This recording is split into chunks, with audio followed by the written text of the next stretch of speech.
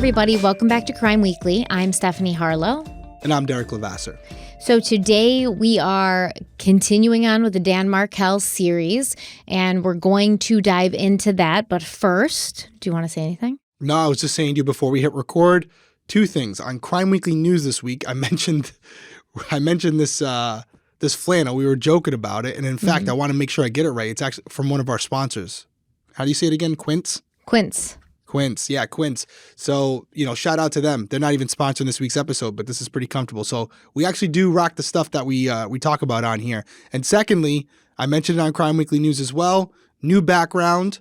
Let me know what you guys think in the comments. It's not done yet. I got more I want to do, but let me know if you like it better than the old background that was in here. I can't imagine you wouldn't.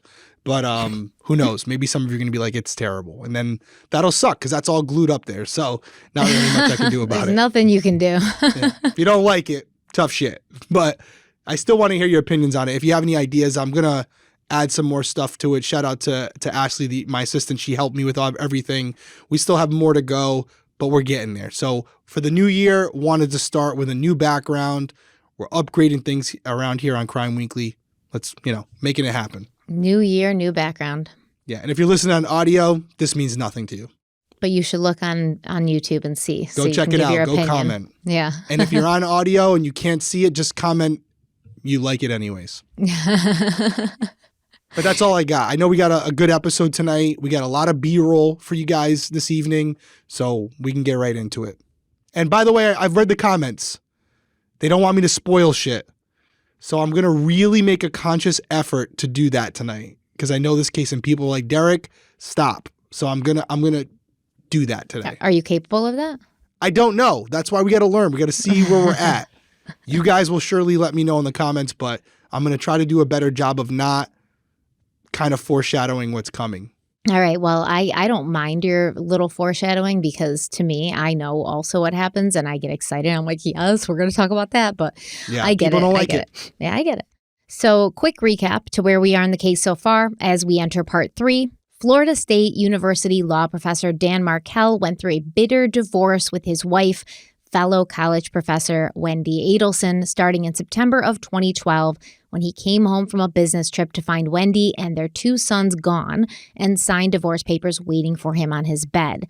For a while, Dan didn't know where his wife and children were, but he eventually learned that Wendy had taken the boys to Coral Springs, where her parents lived. When Wendy Adelson filed a motion to relocate with her children from Tallahassee to South Florida, she was denied permission to do so by Leon County Circuit Judge Hobbs, the same judge who granted the divorce on July 31st, 2013.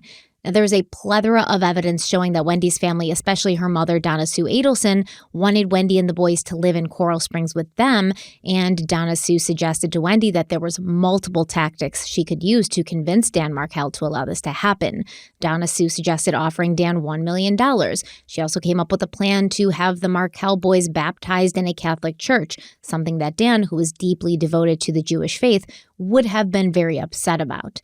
Donna Sue had pretty much made Wendy and her 2 sons her entire world, and there was nothing that she would not do to get them closer to her and further away from Dan, who Donna Sue described as a religious zealot and an emotionally abusive husband. Not long before his death, Dan filed a motion to enforce parenting issues, and his main gripe was with Donna Sue Adelson, the grandmother of his 2 sons. Markel asked the court to prevent Donna Sue from having unsupervised time with his sons because he had discovered she'd been making disparaging comments about him to the kids. Before the court could decide on this motion, Dan Markel was dead, shot execution style in the garage of his Tallahassee, Florida home. By the way, that's another thing. Listen to the comments. People are very, they're wondering why we're saying Donna Sue. I'm going to start saying Donna this episode because apparently that's how she refers to herself, Donna, not Donna Sue. But I was like, it technically is her full name. I mean, that's going to be, thing. Yeah, that is how the court papers and everything. Yeah, refer to her as Donna Sue. Refer to her. Everyone's I think I responded to one person where they were like, why are you guys referring to her as Donna Sue? And I said, well, that is her legal name. That is her name. And I also, and she said, none of the other podcasts do. And I said, you're just proving the point. That's why you listen to different podcasts, because we all have different perspectives, not saying one's more right than the other. But I do remember that she does refer to herself as Donna I mean, do we really care how she refers to herself, considering what type of person she is? No. I kind of want to keep calling her Donna Sue in the hopes that it will agitate her. Kind of like she tortured Dan Markel. I kind of want to, do a little torturing myself. Yeah, we had a lot of engagement on these last 2 episodes. We had a lot of people who were responding about the reading of your significant other's book, and also my questioning of the fact that Wendy decided not to change her name. Most people were constructive. They're like, hey, listen, I didn't want to change my name because I was a doctor or I had degrees or whatever. And honestly, that all makes sense. Totally get it.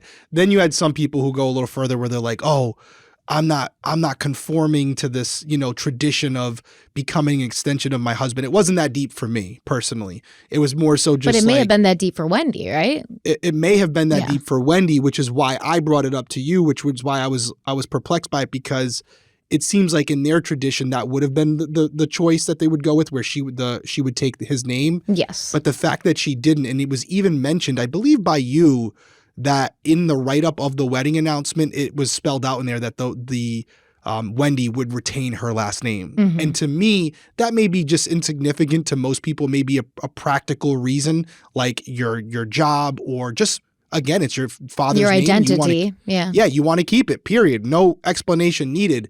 But I feel like in this situation, which is why I brought it up, there's probably more to it. There was probably more to it just based on what we know about the Adelsons now.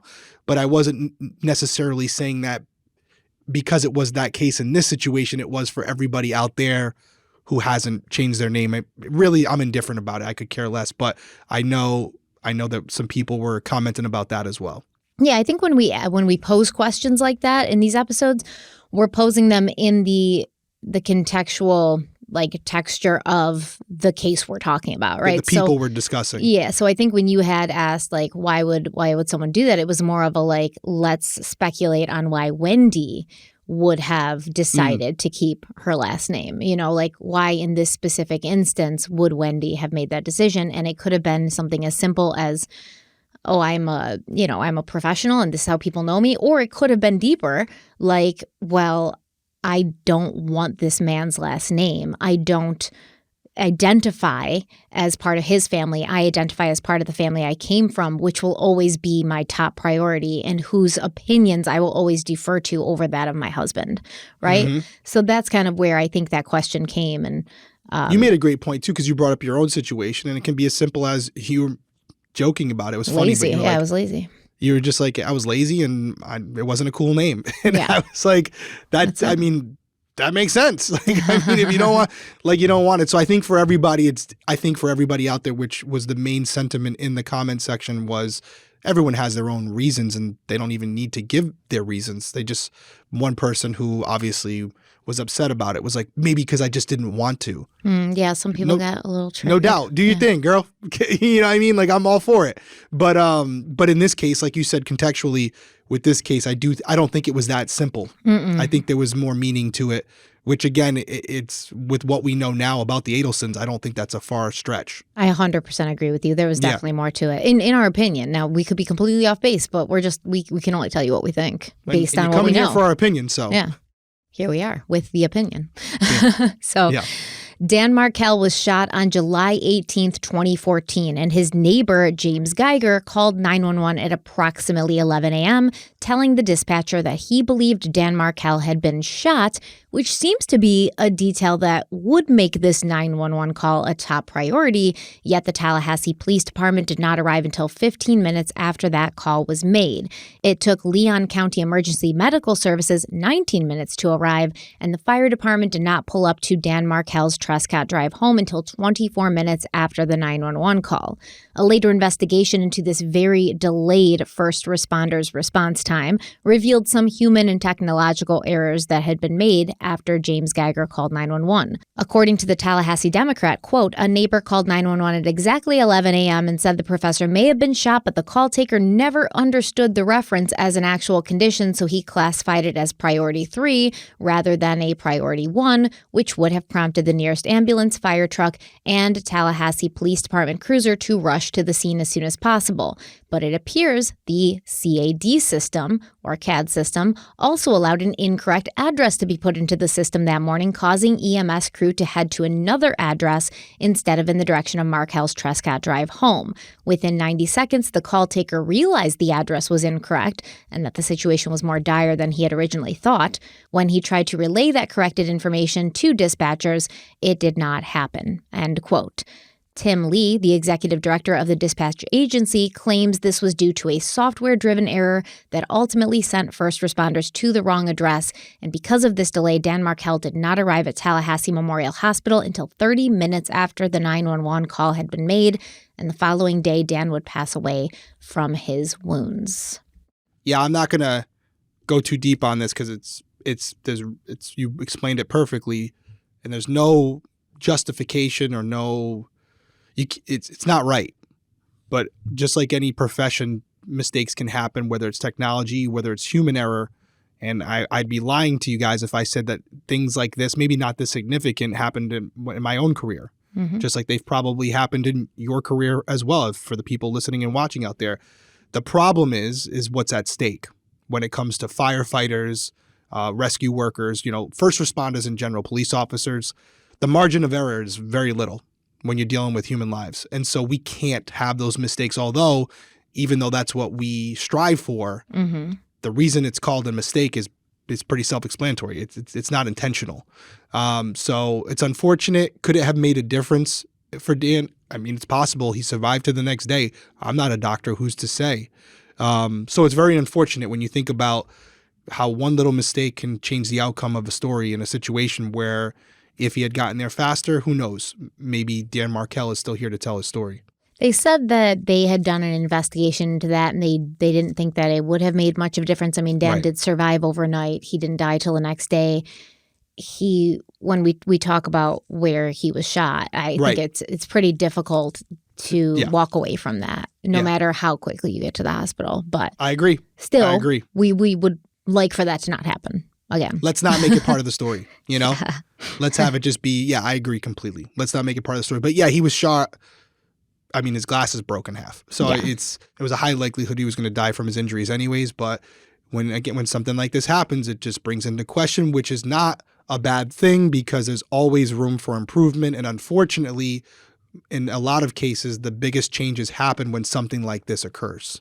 So that's good. So it seemed like there was actually a few issues with this system and with the CAD system. Yeah, and Dan's situation kind of shone a light on that, and then they were able to do an internal investigation and fix things and move things around. So, hopefully a positive thing for any future emergency calls. Agreed. Yeah, absolutely. When Officer David Sims of the Tallahassee Police Department first arrived on the scene, he noted that Dan's black Honda Accord was in the garage and still running. The side window was shattered, and Dan was alive, but unresponsive. He was slumped over the passenger seat, breathing rapidly, and he still had his iPhone in his hand. In Dan's lap lay his glasses. They were broken at the bridge and missing a lens, which was later found on the driver's seat. Joanne Maltese, a forensic specialist, would also be on the scene, and she took photos of Dan's car, including the window with a bullet hole in it. Maltese also collected DNA swabs, which would be sent to the crime lab for testing, but ultimately these swabs would not produce any useful evidence. There were no bullet casings found at the scene of the murder, which led law enforcement to believe that the murder weapon used on Dan Markel may have been a revolver. And Elizabeth Ritchie, a firearms analyst with the Florida Department of Law Enforcement, she analyzed the two fired bullets and found them both to be .38 caliber, and they had both been fired from the same weapon. Upon his arrival at the hospital, Dan was treated by surgeon Shelley Blank, who worked to save him from the gunshot wounds. He had one bullet that had went through his cheek and another in his forehead, which did end up being his cause of death. It was also discovered during Dan Markel's autopsy that his head and cheek wounds had soot deposits in them, which was also consistent with a revolver being used in his murder. Dr. Anthony Clark, the medical examiner, concluded that both the bullets had been fired only 18 to 24 inches away from Dan's head. But that's not the worst of it, because according to the book Extreme Punishment by Stephen Epstein, quote, The bullet that penetrated Dan's left cheek was lodged in the soft tissue just below his ear canal. The medical examiner felt certain Dan was still conscious after being struck by that first bullet and surmised that he reflexively raised his left arm when the bullet and glass fragments struck his face. That explained why gunshot residue was found on his left arm, likely deposited when the gun fired a second time. In Dr. Clark's opinion, the wounds from the first gunshot wound, though serious, weren't fatal. The second bullet, which blasted through Dan's face just above his left tear duct, had burrowed through his brain and was found in the back of his skull. Dr. Clark concluded that the second bullet initially struck the bridge of Dan's glasses, flattening its tip milliseconds before penetrating his face. The deformed nature of the projectile increased the damage it was inflicting as it plowed through the law professor's brain, causing massive hemorrhaging. It was that hemorrhaging, Dr. Clark determined, that ultimately ended Dan's life. End quote. So yeah, in a situation like that, in my opinion, I'm not a doctor, obviously. You guys know that. The bullet burrowed through his brain and was in the back of his skull. So even if he did survive, he's not walking away unscathed. There's going to be brain damage. He might never wake up. I don't think that an extra 20 to 30 minutes at the hospital would have performed a miracle. Right. Yeah. And I mean, if you think about it now, knowing the ballistics and the way it went in, as the doctor had said, the first one strikes his cheek. And at that point, Dan realizes something's going on coming from his left side. So he turns, puts his hand up, and that's why the second round goes through the front of it, through the bridge of his glasses first. And it's hard to explain over YouTube or even on audio, but the projectiles, when they hit anything at that speed, it deforms them instantaneously. It doesn't take much, even just a pair of glasses. And believe it or not, the thinner the bullet is, the higher likelihood that it could be a through and through, meaning going through the front side of your body or the back side and coming out and causing the less damage. Least damage, yeah. What you don't want is, like it's describing here, is a flat bullet. Like we in law enforcement have bullets that actually, they're hollow points. So when they're fired, the tip actually expands like mushrooms. Yeah. And the reason is for stopping power and to increase, unfortunately, the damage, right? To make sure that whatever the officer's shooting at, but it's not only officers that use hollow points. A lot of people do. It causes more damage internally, and it's less likely to go out to be an exit wound. It's going to stay inside, and it definitely causes more damage to whatever it's striking. So in this case, that flattening of the bullet would have slowed it down, and again, caused a bigger entry wound, but also a bigger exit wound if it had gone through. It didn't go through the backside, right? No. Right. So it stayed inside his skull. Yeah, it's tough. It's definitely difficult. And probably because that deformity of the bullet sort of slowed down its progress, right? At the end of the day, or it would have gone through. But is another reason you would use hollow bullets like that or hollow point bullets like that?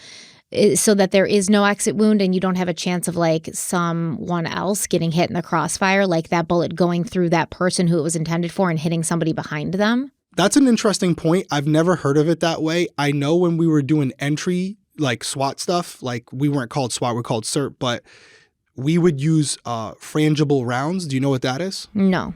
Okay, so we would use, with an AR-15, we would use 223 rounds, like the big rifle rounds that we refer to on the show sometimes. Those rounds, those frangible rounds, anytime they hit something, they will disintegrate. They'll like explode. And the reason for that is with a regular AR-15 round, a regular 223 round, it'll go through the person, the drywall behind them, and other things. It could hit someone in the next room over because of how fast it's traveling, the feet per second. So by using frangible rounds, they're more likely to disintegrate upon impact. So I wouldn't say it's, although it could be an added benefit to not hit other people that are in the surrounding area. More so, I wish I had a better way of saying it because I know some people are going to be pissed about this, but the reason you use a hollow point round is because it inflicts the most damage. That's really what it comes down to. So in this situation, they're talking about a revolver being used. Do they just mean a handgun? They just mean a handgun, but a revolver in the sense where it's not a pistol. So it's going to be chambering around, and obviously it's revolving around the chamber. And it's, if you look it up, we'll probably have something on the screen here. You can have 6 to 8 rounds. And as one round gets fired, the chamber turns, and then the next round goes into the barrel, and that one's fired after that. With revolvers, the reason why you'll have a situation with the revolvers is with a handgun, like a Glock or a SIG or something like that. When you fire the gun, the round is extracted through a claw, it pulls it out, and the shell casing of that bullet will be thrown onto the ground nearby. So usually you'll have shell casings with a semi-automatic pistol like a Glock or Sig Sauer or Smith & Wesson. But when somebody's using a revolver, the shell casings, the bullets are loaded into the gun manually, and when the round is fired, the shell casing is not extracted. That's why you have to open it and dump them out. That's why you have to open and dump it out. Like an old school, yes, exactly. Western, you have to right? rack it onto your hand. Yeah, so it's like you'll have 6 rounds in there, let's say, and basically as soon as you fire, the chamber, the actual whatever that part's called, will just twist, and the next round will be loaded. But the shell casing itself, you can still see it from the back of the gun. And so that isn't a benefit to using a revolver because it won't leave those shell casings behind. But with a revolver, I will say, you can't see it to the human eye. You can see the cloud, but under like a special camera lens, the plume of smoke and gunpowder that is formed around a pistol when it's fired, even just a normal Glock, is large. Now, over a revolver, where there's more areas for the gun residue, the gunpowder to escape, it's even larger. So with a revolver like that, you would have a large plume of smoke after the gun is fired, where you're going to get it on Dan's arm, the car, his face, etc. You're going to have it on the shooter's hand and arm and his chest as well. And this is speculation on my part, but with this particular incident, what I believe is the suspect fired the first round, and without being too graphic here, it's instantaneous. As soon as it hits, you know where that round hit. And it would be very obvious to the shooter that when he fired that first round, he struck him in the cheek. Let's just put it that way. It wasn't where he wanted to shoot him. We'll just leave it at that. It would be very obvious based on the damage that would occur in that moment where the bullet hit. Yeah. And at that moment, he probably realized, oh, I hit him in the cheek. Let me move the gun a little bit to the right.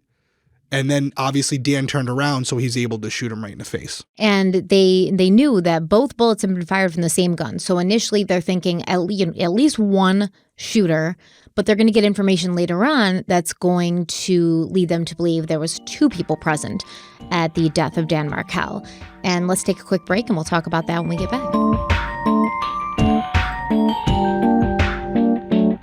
The Helix Sleep lineup offers 20 unique mattresses, including the award-winning Luxe Collection, the newly released Helix Elite Collection, a mattress designed for big and tall sleepers, and even a mattress made just for kids. And unlike a lot of mattress companies out there, Helix owns its own manufacturing facility. Each and every Helix mattress is made by a team of skilled manufacturers and shipped directly from their facility to your door.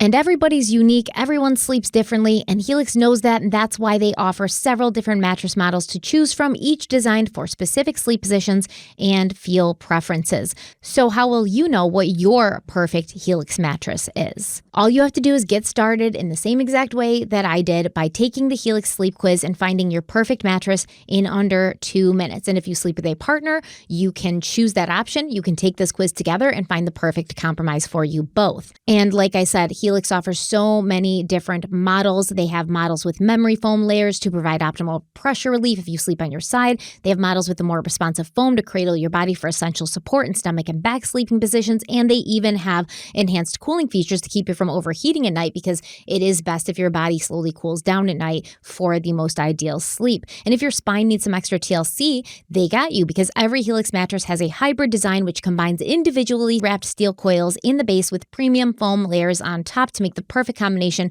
of comfort and support. I've had my Helix mattress, it's the Midnight Luxe model, for several years. The kids each have their own Helix mattress, so everybody in this house sleeps on a Helix mattress, and it's honestly improved my sleep so much, because I would roll out of bed in the morning on my old mattress thinking that I was just getting older because everything hurt, but it doesn't have to be that way. I was really sore in the morning because I was tossing and turning. I couldn't get comfortable. I couldn't find a comfortable position, but I've never had that issue on my Helix Helix sleep mattress. Every morning I wake up and I sometimes a little achy and a little stiff, but I'm never in pain like I was before because honestly, the Helix sleep mattress provides the best sleep that I've ever had. So we love our Helix sleep mattresses here. I know Derek has one too. I think he also has the Midnight Lux. And we really think that if you're in the market for a new mattress, Helix is the only way to go. And Derek's going to tell you how you can get a great deal on a Helix sleep mattress right now. Yeah, that's right. I have the Midnight Lux. I've had it, I think, we've had them for almost 2 years now. I know you've had them longer, but... Yeah, I've had it for about, longer than that. Almost 5 years I've had my mattress, yeah. Yeah, I couldn't sleep on any other mattress at this point. And if you guys want to check it out, right now is a great time. Helix is offering 20% off all mattress orders and 2 free pillows for our listeners and viewers. All you have to do is go to helixsleep.com/crimeweekly and use our code HelixPartner20. That's all one word, HelixPartner20. This is their best offer yet. It won't last long. With Helix, better sleep starts now.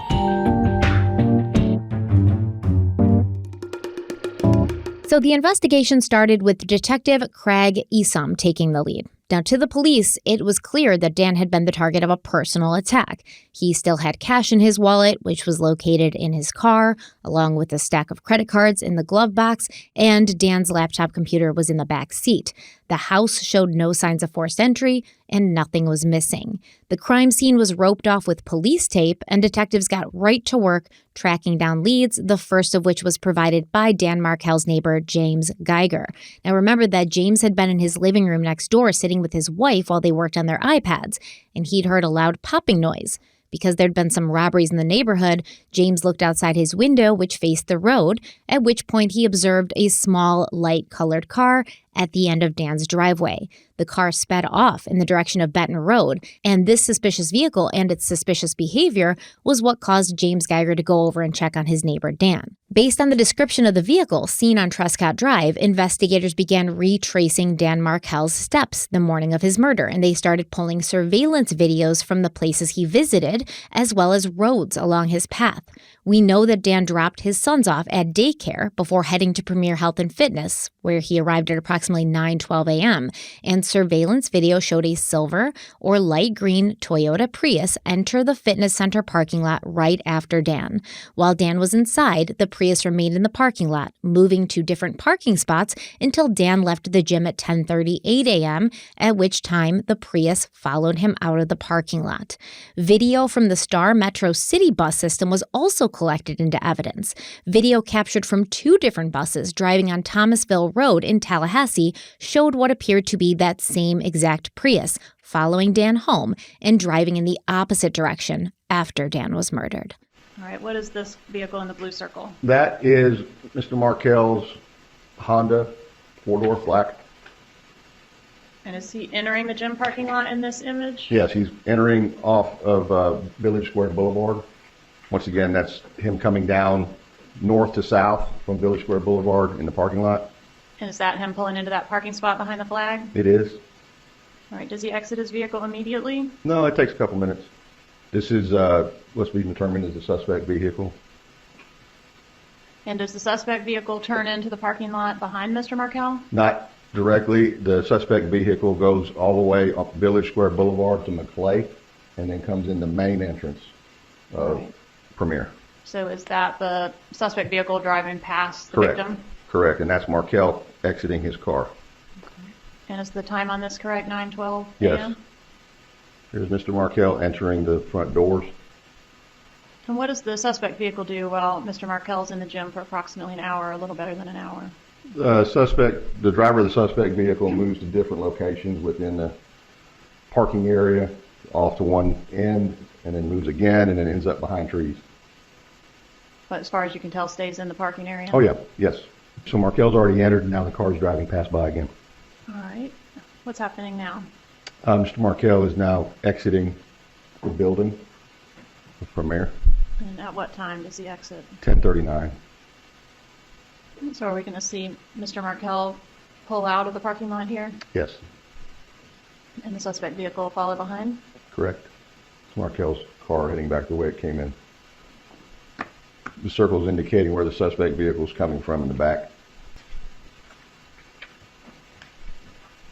All right, let's talk about the bus. Are there cameras mounted on our city buses here in Tallahassee? There are. All right, and did those buses capture some of the route from where these two vehicles went after they left Premier Gym that morning? Yes, a good deal of it. All right, where did Mr. Markel head when he left the gym that morning? He went out to Village Square Boulevard to Thomasville Road, and then southbound on Thomasville Road towards his neighborhood in Benton Hills. If you could tell us about bus 505, what does that show us? Bus 505 is pulling up here. The bus is traveling east on McClay Commerce Drive. It comes up to this intersection, and that is what appears to be Markel's black Honda southbound on Thomasville. So he's left Premier, gone to Thomasville Road, and now he's southbound. That's what appears to be the same Prius, mini Prius that was in the Premier parking lot, is following in the direction that Markel went. This same bus turned off of McClay Commerce Drive, went southbound, and caught up to a similar Prius here at the intersection of Metropolitan Boulevard. Is the route we're seeing the Prius take in this portion of the exhibit consistent with heading toward the Markel residence? Yes. Does this bus catch up with the Prius again before he turns off toward the Markel residence? Yes, right there where the circle is, that appears to be the same Prius in the left-hand turn lane for Benton Road. The Prius is making the left-hand turn onto Benton Road. All right, and at what time does the Prius make that left-hand turn? I don't have the exact time. Does 10:51 sound right? Yes. Okay, and do you have an idea of when Mr. Markel was murdered? It was before 11 a.m. All right, and then was there additional surveillance video from a city bus that captured this Prius after the murder? Yes.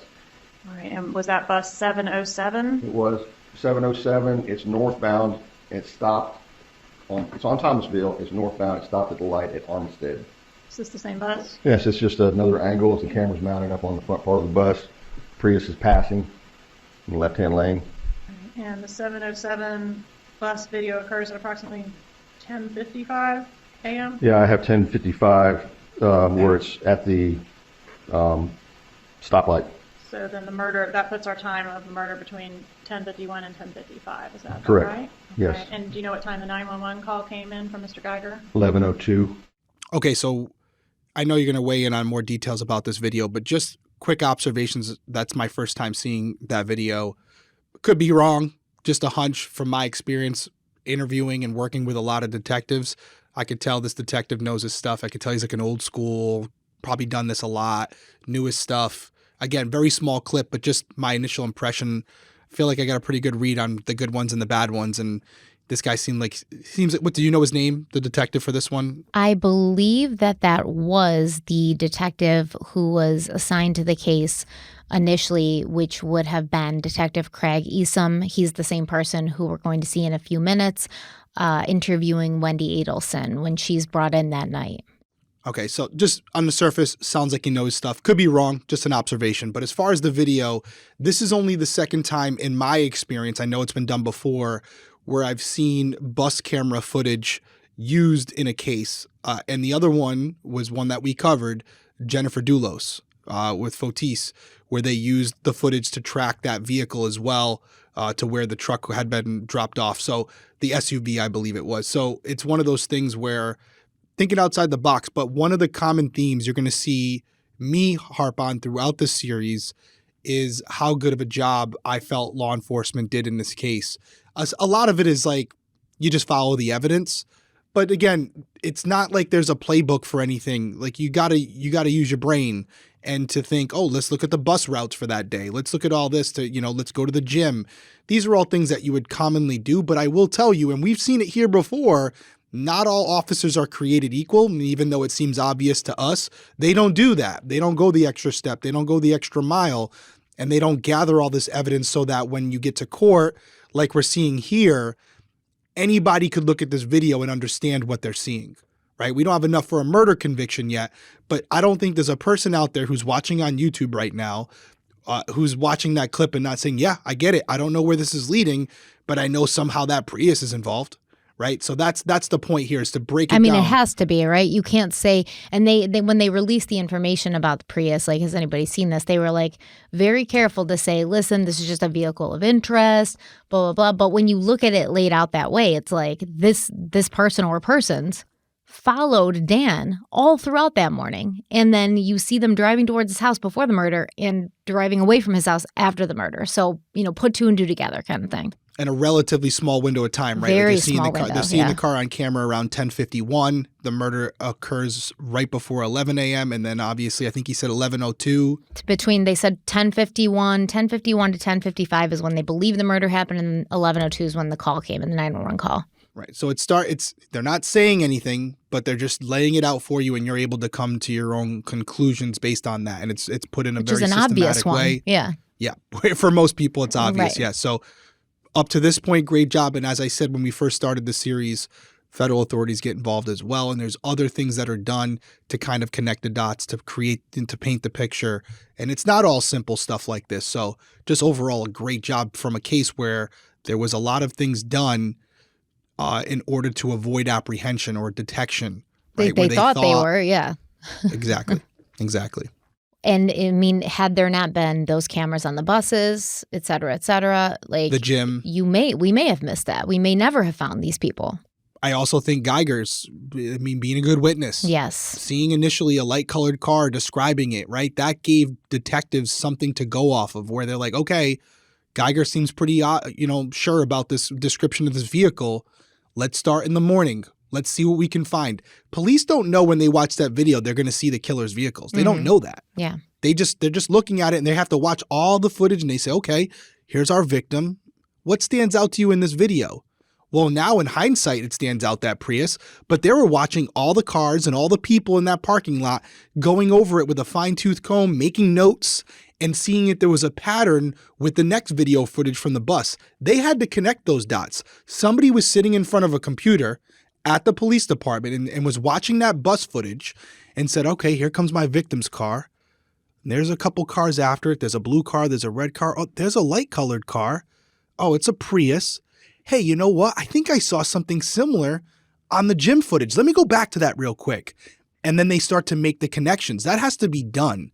It's not there for you. So I'm not making light of it. It's hard to do, and you got to be aware of your surroundings and understand when you see certain things that stick out to you, and remember those things to start to connect the dots. So again, great job by law enforcement on this one to be able to do that. And I think that when you see James Geiger, the neighbor, who, like, I love Jim. He's awesome because when he's on the stand, he looks like a very elderly man. I mean, he's in his 70s, but he's sharp. He's paying attention to what's going on around his house and his neighborhood. He's listening to things. He's got his ear out. And he walked to that window to look outside, which a lot of people may not have done. Like, whatever, I just hear noises. He walked to look outside. And if he hadn't been able to give the description of the vehicle seen at Dan's house at the time of his murder, they may never have put those pieces of the puzzle together. Completely agree.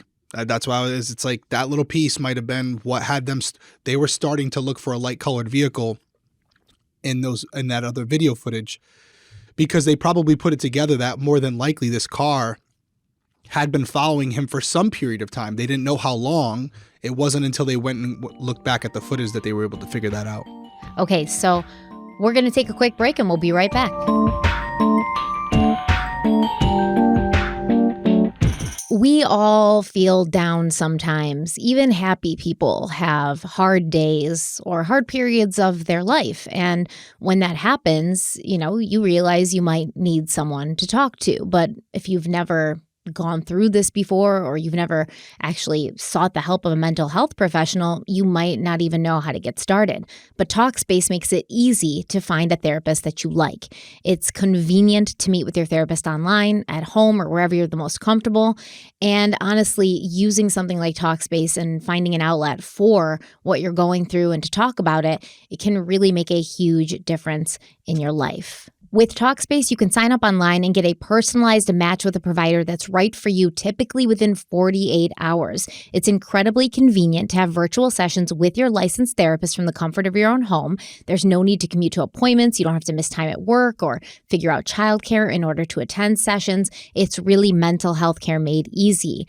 And Talkspace lets you send messages to your therapist so you can be in communication and you don't always have to wait for your next session. Talkspace can help with any specific challenges you might be facing. It is the #1 online therapy platform, and they have licensed therapists in over 40 specialties, including anxiety, depression, substance abuse, relationship issues, and much more.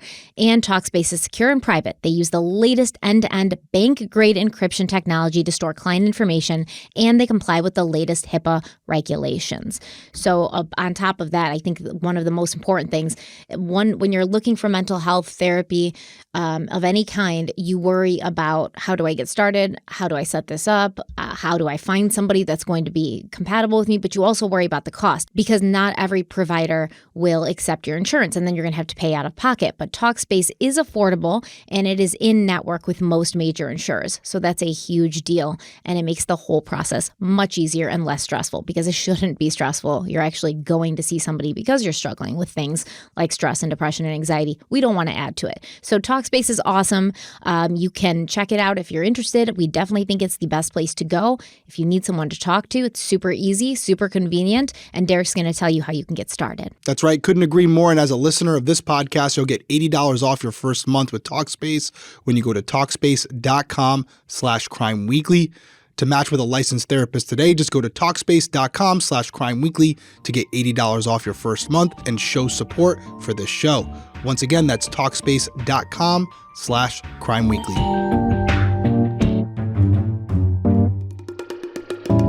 So in these videos, if you're watching on YouTube, you were able to see them as the police officer was describing their movements in these videos. Strongly recommend checking them out too. Yes.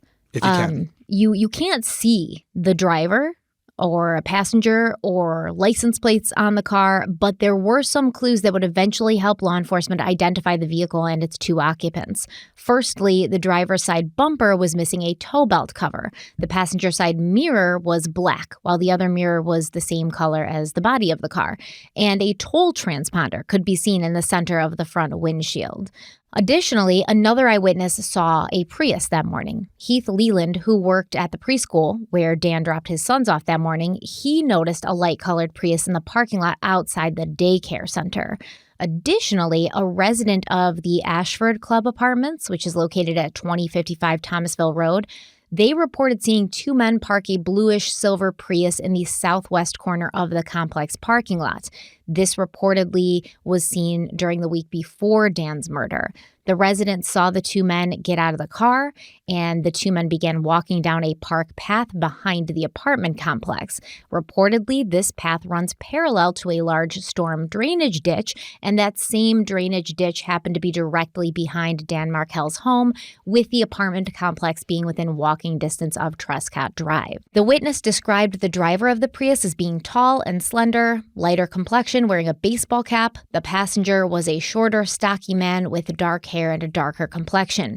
And the two men returned to the Prius about 10 minutes later, at which time the resident observed that the shorter man was carrying a black object in his hand, and he was also completely wet, as if he'd fallen into the drainage ditch. The taller man was also wet, but it appeared that he was just wet on his pants up to the knee area. The surveillance videos and eyewitness sightings would provide police with enough information to start searching for this Toyota Prius.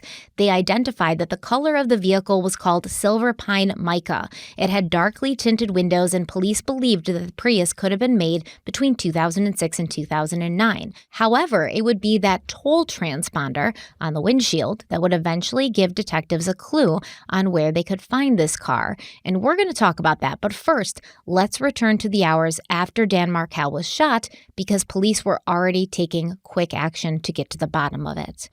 On June 18th, just hours after Dan Markel was shot twice at close range, his ex-wife Wendy Adelson sat down with the Tallahassee police for the first time in an interview that lasted roughly 5 hours.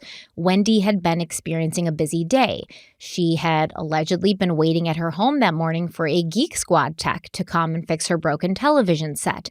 She had been doing some work on her computer, writing some papers that she'd been trying to complete. She'd also left her house in order to run to the liquor store before meeting up with friends for an impromptu lunch date, which is where she was when the police picked her up and brought her into the station. At the time, when she was brought into the police station, Wendy wasn't told what she was there for. But before Detective Craig Esom enters the room, Wendy gets a voicemail from a friend that causes her some concern. I just listened to my voicemail. What'd you hear? Who was your voicemail? It's from Lisa Carey, who is my real estate agent, or who I had gone with to find a house. She just said she was driving around town and she heard there was a shooting on Trescott. Yeah, that's what this is about. I'm sorry you had to hear it that way. I'm sorry, I didn't know if I should. It's all right, just leave it there. Is it still on? It's right there. And you want to just hit play again for me? Sure.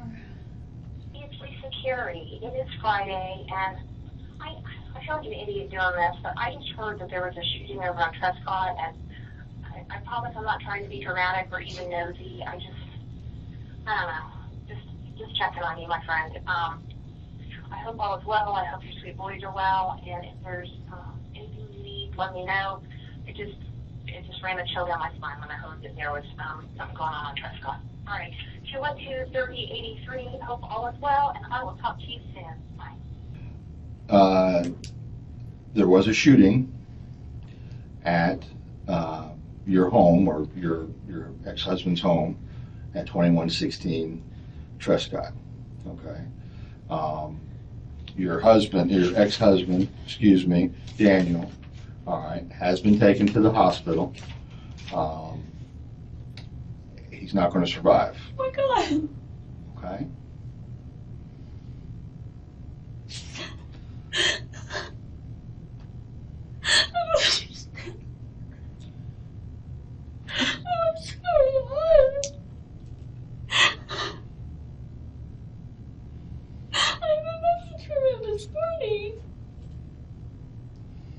What happened?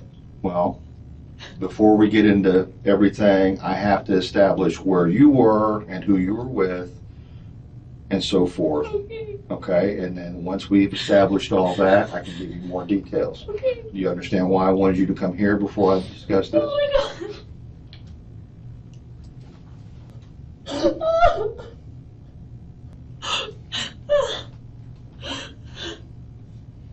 I'm sorry. It's okay. No, you have nothing to be sorry about. I just don't understand.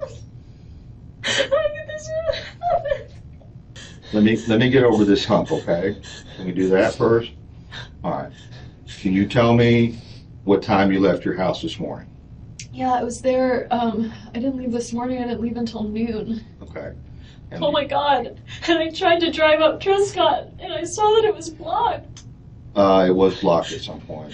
I'm not sure what time it was And I blocked. just thought, oh, there's maybe some trees down or something. 'Cause sometimes Oh, you're saying as you drove down which one of the side roads? when I'm going to a friend's party tonight, and it's a oh my God, what am I even talking about? I needed to buy, it's a stock the shelf engagement party, and so I went to buy bourbon. Okay. So I went to drive from my place up Trescott to get to ABC Liquor, and it was blocked, so I just turned around. I was on the phone at the time. I wasn't paying a lot of attention. Right. So I just turned around and drove up the other way. I just thought, oh, sometimes when I lived there were electrical things Okay. that would happen. So before I say anything, I want to say that Wendy Adelson has not been arrested or charged with anything. But there are a lot of people, including members of law enforcement, that believe she was involved in what happened to Dan in some way. And I'm sure that we will see eventually that they continue this investigation. They try to find something that they can sort of connect her with. I think in my research, I have found things that, yes, are circumstantial, but still very much look bad for Wendy. And her interview with police is one of those things. In my opinion, I don't believe her. I don't believe. Oh, interesting. I don't believe that she's truly and genuinely crying. She pulls out of it very quickly. When he's like, "It's okay, you're doing great," she immediately like flashes him a smile, and she's like, "Thank you." And she's just very. I don't believe her tears. She got. I don't even know if there were tears initially, and which is why for the first few minutes that she's crying, you see that she has her hands over her face. And I think only when she was able to actually get, tears going did she finally remove her hands and look up at Detective Esom. So that's just my opinion. That still doesn't even mean that she was connected or involved. She could just hate this person, right? They had a horrible divorce. He said horrible things about her. She said horrible things about him. A true resentment and hatred built between these two people over the course of this lengthy and contentious divorce. So it could just be like, well, I'm not really sad, but I have to act sad or they're going to suspect me kind of thing, right? I know that we have some people who only listen to the audio version, but in this clip, you can clearly hear or see, or if you're watching on YouTube, you can clearly see that Wendy does seem to be very upset when she receives the news that Dan's been shot. And she does spend a good amount of time. I had to cut this clip because there was a lot of crying. She spends a good amount of time crying and trying to grapple with this new and seemingly unexpected news. But in this clip, you also heard Wendy say a few important things. She claims that she had to stop at a liquor store. She had to stop at this liquor store to pick up some bourbon for a party that she was attending later that night, and she wanted to go to ABC Liquor. So she attempted to turn down Trescott, which is the street that Dan lived on, that she used to live on. She attempted to turn down Trescott in order to get to the store, but she noticed it was blocked, and so she had to turn around. Now, this offhand comment that she says in this interview is going to turn into a problem for Wendy for a few reasons. Officer Bill Brannon with the Tallahassee Police Department had been at the scene of Dan Markel's murder that morning, and once a perimeter had been set up around the crime scene, he was basically assigned to guard the north end of that perimeter. As part of maintaining the crime scene perimeter, is crime scene tape put up across the road? Yes. And did you participate in doing that? I believe so, yes, ma'am. And I think you said it was a couple houses down in each direction is where the tape was placed? Yes. And where were you physically positioned? My patrol car was blocking the roadway. All right. Were you closest on the side of the scene closest to Centerville Road or closest to the other side of Trescott? Closer to Centerville. All right. So can you explain for the jury where the roadblock was that you were positioned at the crime scene? So that blue dot right there is the victim's residence. I would have been somewhere right in that area. And can you show us in relation to that where Centerville intersects with Trescott? Over here. All right, so if you were to turn onto Trescott from Centerville, can you just kind of show us with your light the route of travel from Centerville to the roadblock? Comes around here, up, and back around. Okay. Would you have been able to see the roadblock from the intersection of Centerville and Trescott? No. If you had just started to turn onto Trescott and then rerouted back onto Centerville, would you have been able to see the roadblock that way? No, you'd have to go a considerable amount around. Okay. And from the roadblock where you were positioned, could you see the crime scene? Yes. Can you describe what sort of activity was happening at the Markel residence when you were at the perimeter? Basically, the investigators and the crime scene techs taking their portion. And the crime scene tech vehicles are marked police and have lights on them and stuff. All right, so would it have been obvious to someone approaching your position in a vehicle that there was activity, law enforcement activity going on at that residence? It seems likely. Do you recognize this vehicle? It appears to be a vehicle that I saw approaching the scene that day. All right, and this vehicle, are you familiar particularly with the make and model of this particular vehicle? Yes, my wife drove we still have it. My daughter drives it now, 2006 Honda Odyssey. So at the time you had in your family this same type of vehicle? Yes. And did you know at the time that Wendy Adelson drove this type of vehicle? Yes. All right, so you noticed this vehicle or a vehicle identical to this one approach your position? Yes, ma'am. And what did the vehicle do when it approached your position? Just stopped pretty quick and turned around and headed back in the other direction. Did the driver stop and inquire of you what the activity was at the Markel residence? No. Do you know what time of day that was that you observed this vehicle approach the roadblock? Sometime a little afternoon, probably around closer to 1. And just to clarify, were there any other roadblocks between where you were positioned and encountered this vehicle and the Centerville intersection? No. So here's the issue. First of all, from Wendy's home on Aqua Ridge Way, there were multiple liquor stores that she could have stopped at. There were also multiple liquor stores near the restaurant on Market Street where she was meeting friends for lunch, yet she drove south many miles out of her way to go to the liquor store near her ex-husband's home on the same morning that he happened to be shot twice, execution style, in his garage. Wendy also told Detective Esom that she had assumed a tree was down or there was some electrical issue, and that's why she couldn't get down Trescott. But Officer Bill Brandon testified that the secured scene, which was clearly centered around Dan Markel's house, would not and could not have been mistaken for a simple electrical problem or a fallen tree.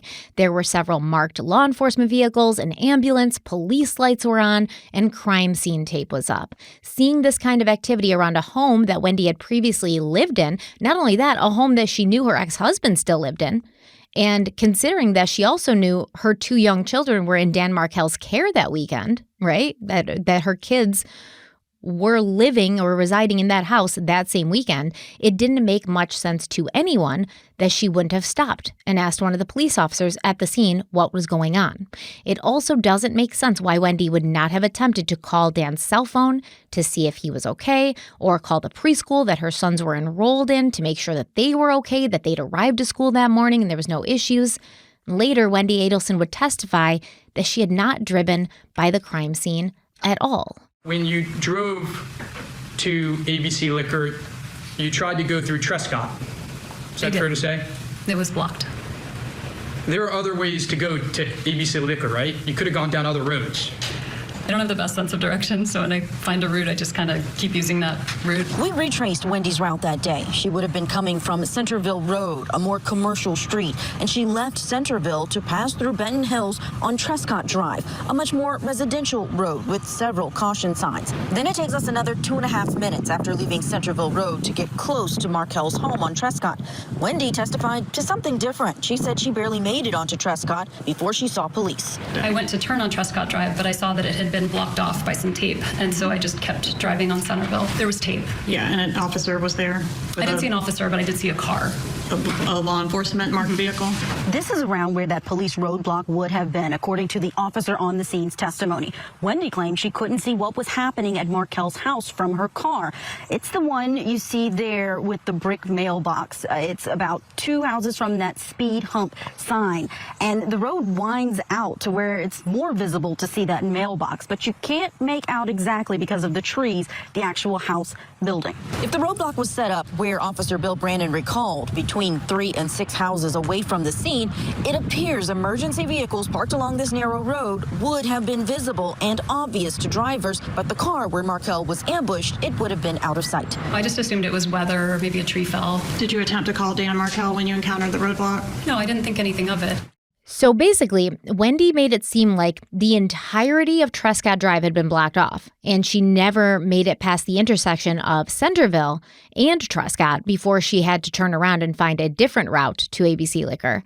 However, as the testimony of Officer Brandon shows us, Trescott Drive was not completely blocked off.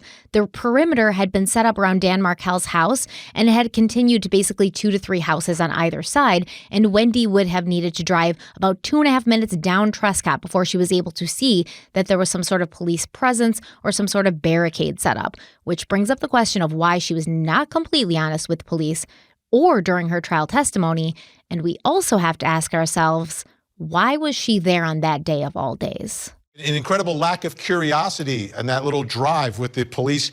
I mean, yeah, I know there's activity from time to time in Tallahassee, right? I get it, but like that's pretty close to, your ex-husband's house where, your children spend a lot of time. No curiosity whatsoever. Yeah, Vinny, and the liquor store where she could have purchased the gift or the item was right near her house. She had to go way out of her way to get to this particular liquor store right near her ex-husband's house, Danny's house. So that has raised a lot of eyebrows. Why would you go all the way out of your way to buy a bottle of liquor? Now, she's saying that she was having lunch, but still, it really is a big question. Along with the question you just brought up, no curiosity, you don't call. I have a lot to say. We just covered a big chunk there, but before we do, let's take a break. I love Daily Harvest. I love their smoothies. In fact, I just got my latest shipment a few days ago, and I ordered a few new flavors, so I'm really having fun trying those out. The whole family, even the kids, love Daily Harvest. And that whole new year, healthy eating, new me feels like I'm always saying no, right? No to flavor, no to snacking, no to the food I love. But this year, I'm going strong with my healthy changes because I'm saying yes to Daily Harvest. Daily Harvest makes it really easy to meet my goals and stick with them. They take the planning, prep, and cleanup out of cooking by delivering my favorite veggie and fruit-packed meals straight to my door. With Daily Harvest, I'm getting tons of plant-based options built on organic fruits and vegetables that are easy to prep and free of gluten, fillers, seed oils, added starches, and sugars. It really takes the guesswork and effort out of eating food that I know is good for me. And usually keeping healthy habits means the same old boring meals, but not with Daily Harvest. They've got so many great options for any time of the day, which means that sticking to healthy habits is a breeze. So the dragon fruit and lime smoothie is actually one that I've just tried. I'm not sure if it's new or if it's just new to me, but it is so good. It has such a great flavor. The lime adds some like citrus. The dragon fruit is, perfectly, like you can taste these flavors because they all are fresh and packed at the height of their ripeness. So they also have risottos. They have an herbed squash and asparagus risotto, which is perfect for these cold winter days. They have all of these great meals, breakfasts, snacks, dinners, the smoothies if you want to use that as a meal replacement if you're too busy during the day and you want to get some vitamins and nutrients in. It's really perfect. And by only using recyclable or compostable packaging when possible, Daily Harvest is doing their part to take care of our earth, and that helps me limit my waste and feel much better about the whole thing. So we do love Daily Harvest. I know Derek also is a big fan, and he's going to tell you how you can check it out for yourself and get a great deal right now. Say yes to healthy habits without the hassle with Daily Harvest. Just go to dailyharvest.com/crimeweekly to get up to $65 off your first box, plus free shipping for a limited time only. That's dailyharvest.com/crimeweekly for up to $65 off your first box, plus free shipping. One more time, that's dailyharvest.com/crimeweekly.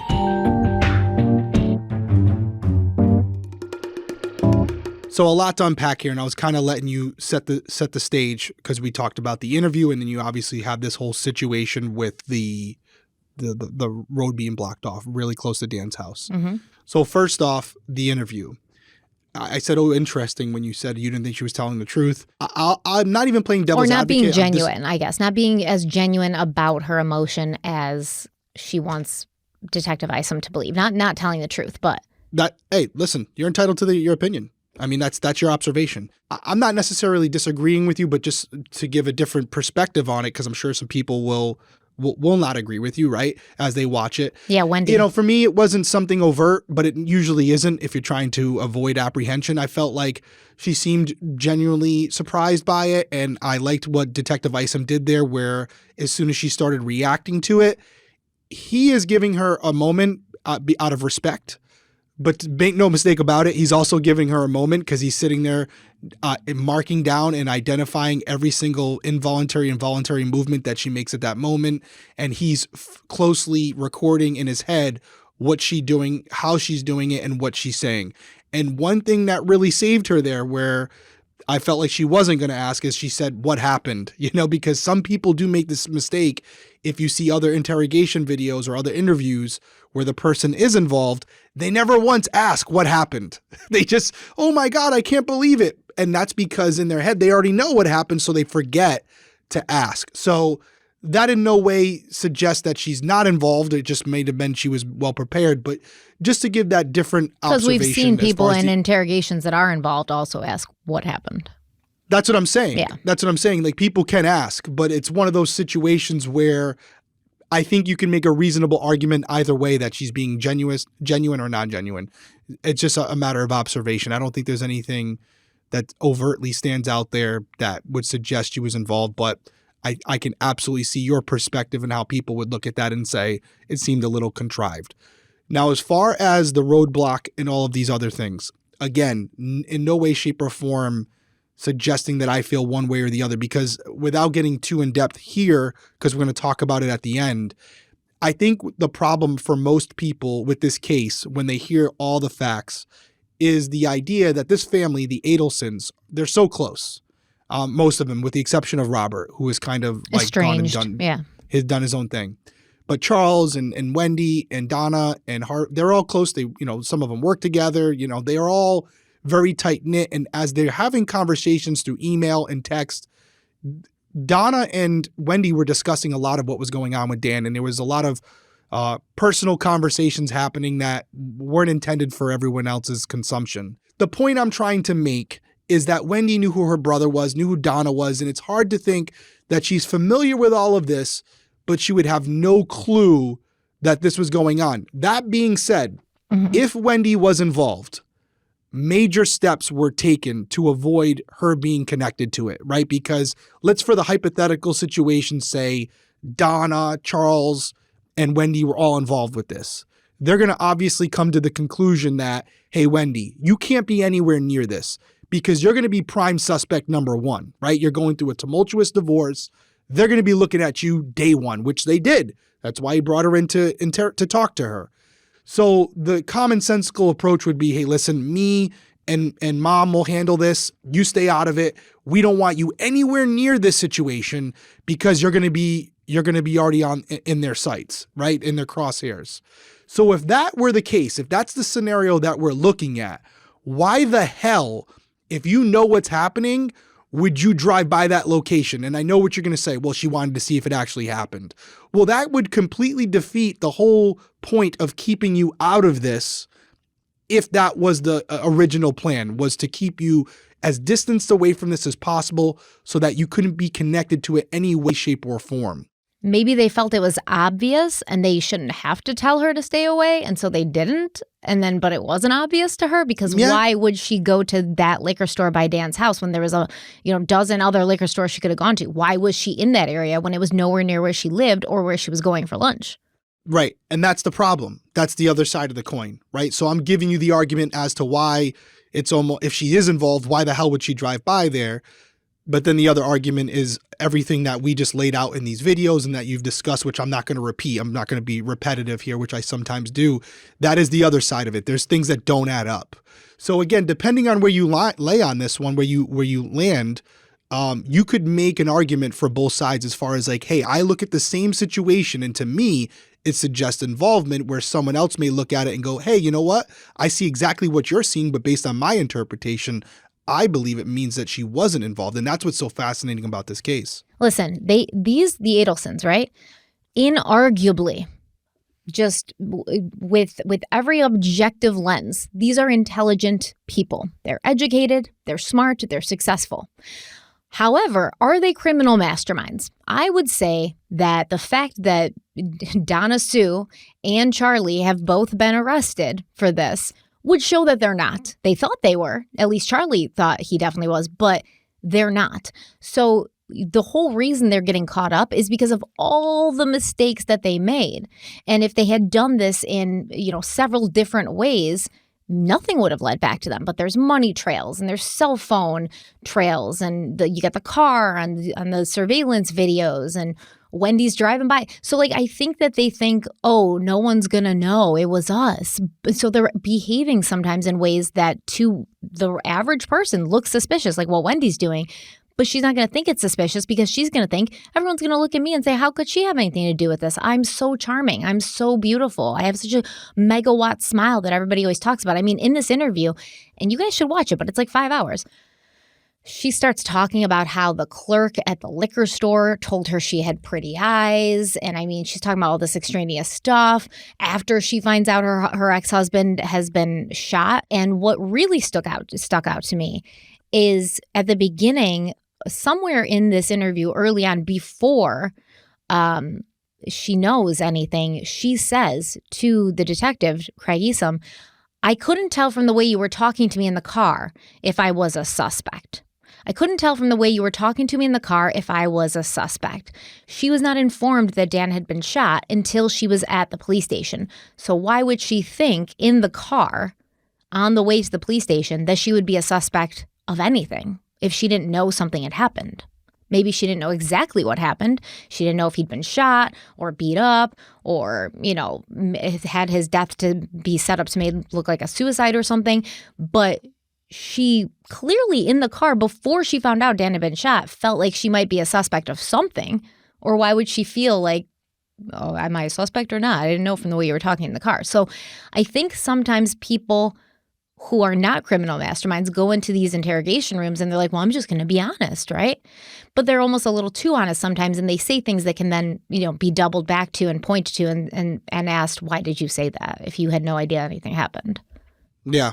No, I agree. I mean, I think, and again, it can go around on this thing. It's one of those situations where as of right now, if we're to believe that there are good investigators on this case, which I believe there are, there is clearly at this point no evidence beyond something that might be like this roadblock or spontaneous utterances that have been connected to Wendy, because they would have absolutely charged her at this point. And I think that's important because if we're to say it's all circumstantial, very circumstantial. Very circumstantial and can be explained away. We may not believe the explanation, but it can be explained. Again, we don't have to say, oh, that's a reasonable excuse, right? Like as you're saying about the liquor and stuff. But it's possible. Yeah. But it's absolutely possible.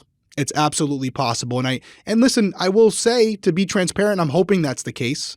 I'm hoping she's not involved. I think we all are, because there's two little boys involved here and they've already lost their father. The relatives are gone. And I'm hoping Wendy's not involved because she's going to have to raise those two boys. And so worst case scenario would be that Wendy is involved. And if she is, she should be held accountable, and she's going to go away. And these boys are going to grow up with someone else. I don't know who that would be at this point, but most likely Dan's family, right? Because almost everyone from Wendy's family is behind bars now. Ruth and Phil would be his parents. Yes. So, yeah. And the weird thing is that I found out, Dan's family was not very engaged in Dan's children's lives. He didn't see that. They didn't see those kids often. I mean, they did live in Toronto, but they weren't a constant presence like the Adelson family was for those two little boys. And I almost wonder if there was some reason for that. Like maybe they didn't feel welcome in Dan and Wendy's home because of Wendy and her family. Because Donna, Sue, and Harvey, they be there at Wendy's house all the damn time, So maybe the Markels, especially after what happened at the wedding with the non-kosher food and everything, maybe they were like, these Adelsons, man, they don't like us. We don't like them. We're going to keep our distance. Yeah. So let us know in the comments. I'm very curious to see, what did you think about Wendy's reaction when she was told about Dan's death? Did you find it to be genuine? Did you find it to be maybe a little played up? What did you think about Wendy's overall demeanor? What do you think about her being at Trescott Drive shortly after Dan's murder? I'm interested. Yeah. I'm interested in what you have to say. So Wendy's police interview continues with Detective Isom, and he asks her the standard question: who would want to do this to Dan Markel? And what Wendy ends up saying might raise an eyebrow or two or several thousand, because it raised my eyebrow. Do you know anybody that would have a beef against your ex-husband?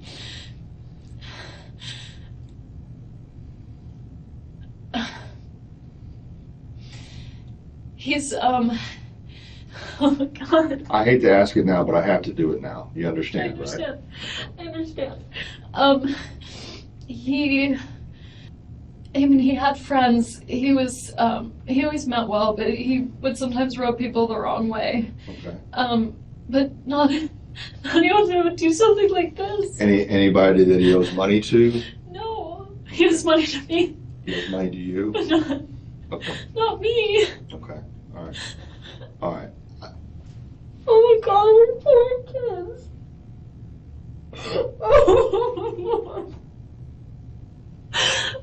I know a lot of people didn't really love him, but I don't know anyone who would do something like this. Well, we're still trying to determine, what happened and how it happened. But he wouldn't do this to himself. Okay. He was a very positive person. Okay. He No one that you know of or that he's spoken to recently that he's had some type of problem with or that he was concerned about? No one that he was concerned about. I mean, we've been separated for 2 years, so I don't know, like, Right. If he had something going on, I wouldn't know about it, but I know a lot of people didn't love him, but not anyone who would, like, hate him. He meant well. Everyone that knew him knows that he means well, but he can be a little, like, argumentative. Right. But not, he didn't owe anyone money. He didn't do anything except work and take care of his kids. He wasn't involved in anything bad. I can't believe this is happening. I know. I don't know who would do this. Okay, well, it appears from what we've seen so far that someone intentionally hurt Danny. Okay, intentionally. Okay, I don't You think. don't know who it is. No, and I don't What if they come after the boys? I don't think that's going to be. I have no indication at this time that that's a threat. Okay, you have friends. I do. What I meant by it is that Danny didn't treat me very well, and I'm so scared that maybe someone did this. Not because they hate Danny, but because they thought this was good somehow. Oh, are you saying that you think maybe one of your friends would have done something like this? Who would do this? I don't know. That's why you're here, and that's why we're talking. Would you ever ask someone to do something like this? Not in a million years. Okay. Do you think someone would do this for your benefit without asking you? No. What good does it serve? I made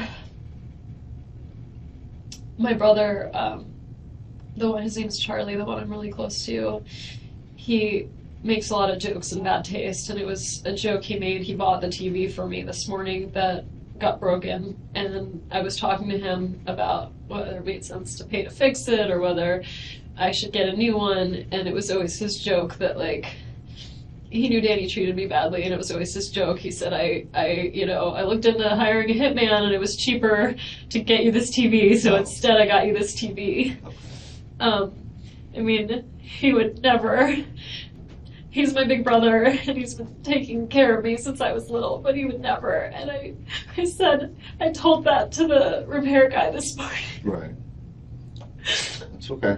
I said, he asked me how much it cost, and I said I didn't know because it was a gift, because my brother said it was cheaper than a hitman. It was my divorce present. Okay. Such a horrible thing to say. I'm so sorry. That's okay. But even my family, who felt like I had been mistreated, would never do something like this. Never. Okay, so Wendy says something about a broken TV and a TV repairman. And trust me, we're going to come back to this because the TV ends up being very important. But she also comes out with the speculation. What if someone did this because they thought it would be good for me? You know, she says, Danny didn't treat me very well. And my worry is, what if somebody did this because they thought it would be a good thing? So she kind of introduces that angle. That idea. Yeah.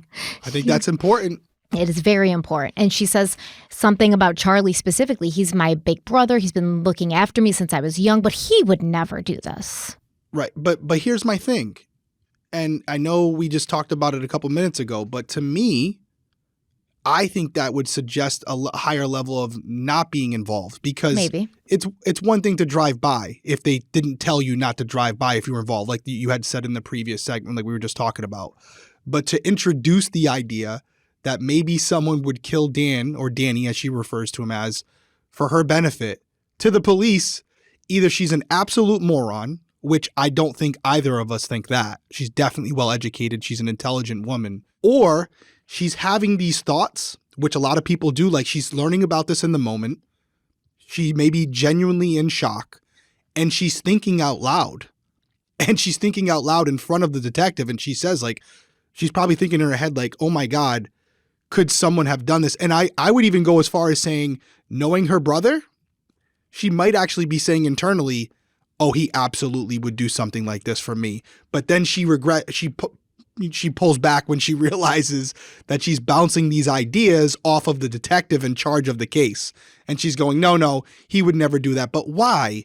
If you knew your brother was involved, would you throw out some trivial detail, which she obviously said to the repairman, but why would you throw out some trivial detail like, he has said to me before it was cheaper to buy you a new TV than hire a hitman? Like, I don't think she would have said that if she knew right then in that moment that Charles was involved. All right, so let me ask you a question, because you were a cop, so you think like a cop. I was at some point, yeah. And we know that Wendy's a good actress. Her mother said, I know you can act. I've seen you do it. Pull it out in court. I don't know if she's a good actress. Pull it out in court. Well, you don't think she's acting technically, so how would you know? I don't. So we know that she's a good actress, and we know you think like a cop. How do you know she's a good actress? Because her mother said it multiple times in the emails. I tell my daughters, and I hope they never hear this, that they're good singers. But your daughters are children. But they're not. But your daughters are... They're not good singers, but they are children. Your daughters are children. That's what you do for children. You don't do that to a grown woman in her 30s when you're trying to tell her she better pull out her best acting job in court to make sure that Dan, doesn't get to keep those kids in Tallahassee. You know she can do it. You know she's capable of it. And everyone who knows Wendy says the same exact thing, that she can turn on the charm and she can, put on a mask and wear it for as long as she needs to. So maybe she said that because she figured and assumed that the cop would think in the exact same way that you, a previous cop, are thinking. Why would she say that to me if she was involved at all? Why would she? Well, maybe she's trying to save her own ass, and she's not coming directly out and being like, oh, they did this. But she's also doing things that make her look more innocent and distancing herself from the situation at hand. So it could be that she is smart. She's a law professor, right? She knows the law. She's a lawyer. So she's smart, she's intelligent, she knows the law. She's not an idiot. She's not just going to say anything in that interview room with that cop that she doesn't want to say. She's not thinking out loud. She would never. She's a lawyer. She knows better than to do that, especially with an attorney not present. I think hearing that your ex-husband's been assassinated may change your mind, because I don't know if anybody knows how they're going to react in that moment when it happens. And I'll also say that it's one thing to say she wasn't speaking out loud, but it's another thing to say that she just was pulling some reverse psychology. I will say this, and then we can keep moving on with it, but there's a big difference between having an idea who might be involved because of conversations that have gone on behind closed doors. Like, there could have been a moment right when she heard this that she said, I know my family's involved with this. I know it, right? Because of conversations they'd have off the cuff behind closed doors, right? Where they've talked about this, maybe just in passing, but never definitively came up with a plan. But when she hears this, she knows, oh my God, they went through with it.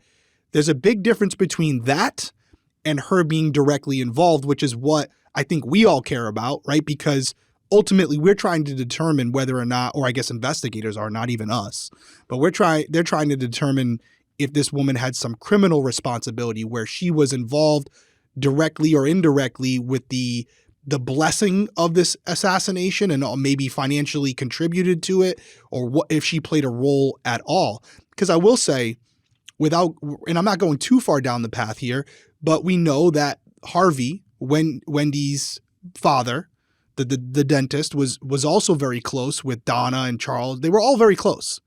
And as far as we know at this point, Harvey wasn't involved. And there were conversations where they would say like, hey, don't say anything in front of the big guy. Don't say, they didn't want to involve him. So although they're tight knit, there have been things where they've done certain things behind others without other backs without saying anything. So is it impossible that Wendy wasn't involved with this when it all went down? No, it's not. It's not impossible. They could have decided collectively, we're going to do this for her. But I do think it would be a stretch based on how close she is with her brother and her mother in this moment when she hears that her ex-husband's been killed, based on what some of the conversations she's had with her brother that we know about, for it not to run through her mind like, oh my God, I hope he didn't do this. I hope he didn't do this. But if she genuinely thought there was a chance that anyone in her family could have done that, would she have said it out loud? Absolutely not. Right. Absolutely not. But that's why the fact that she did, I feel like, I know you're giving her credit. She's a lawyer, all these things. Like, in that moment, realizing he's dead or gonna be, and he's not gonna make it, again, I guess she could be a genius where she's playing reverse. Oh, I'm going to actually give them. I mean, we know she's a genius, basically. We went over her credentials. Stephanie, she's not a dummy. I think it's a big risk to go into a room with a detective and say, you know what? I'm so smart. Is it a risk? Because she's not under arrest. But she doesn't know she's going to be at that point. She doesn't know what they know, but she's going to say to herself, my strategy here is I'm going to go in there and I'm going to give them the answers to the puzzle, the keys to the castle. I'm going to tell them exactly what happened in order to remove myself. I just think, I guess I always say it's possible, but what a risk. What a risk to go in there and roll the dice with that one. Okay, we have more to talk about in regards to what Wendy said during this interview, but we're going to take our last break and we'll be right back. Most of you have probably already heard us sing the praises of Pros and their truly custom made-to-order hair care. Switching to a custom routine from Pros was one of the best things I've done for my hair, and the results I'm seeing just keep getting better and better. And it's funny because somebody I know a couple weeks ago asked me, oh, what do you think about, these customized hair brands? Like, I've been looking at Pros, and I was able to actually tell this person exactly what I thought about Pros because I've been using it for a while. And so I was able to give them real and actionable advice on it instead of just saying like, oh, I don't really know, or it's probably good. This is really good because this hair care is made exactly for what your hair care needs are. For me, for one, I always struggled with having unmanageable hair because I have curly hair and I straighten it, and sometimes it just doesn't do what I want it to do. But because of Pros, I've found that my hair is just so much more manageable. It's softer, it's smoother, it's more flexible. It's more of it working around me than me working around it. And I love these unique personalized formulas that revitalize your hair in exactly the way it needs. Pros knows that there's more to you than just your hair type, and that's why they've given over 1 million consultations with their in-depth hair quiz. That's exactly how I got started. It's how you're going to get started too.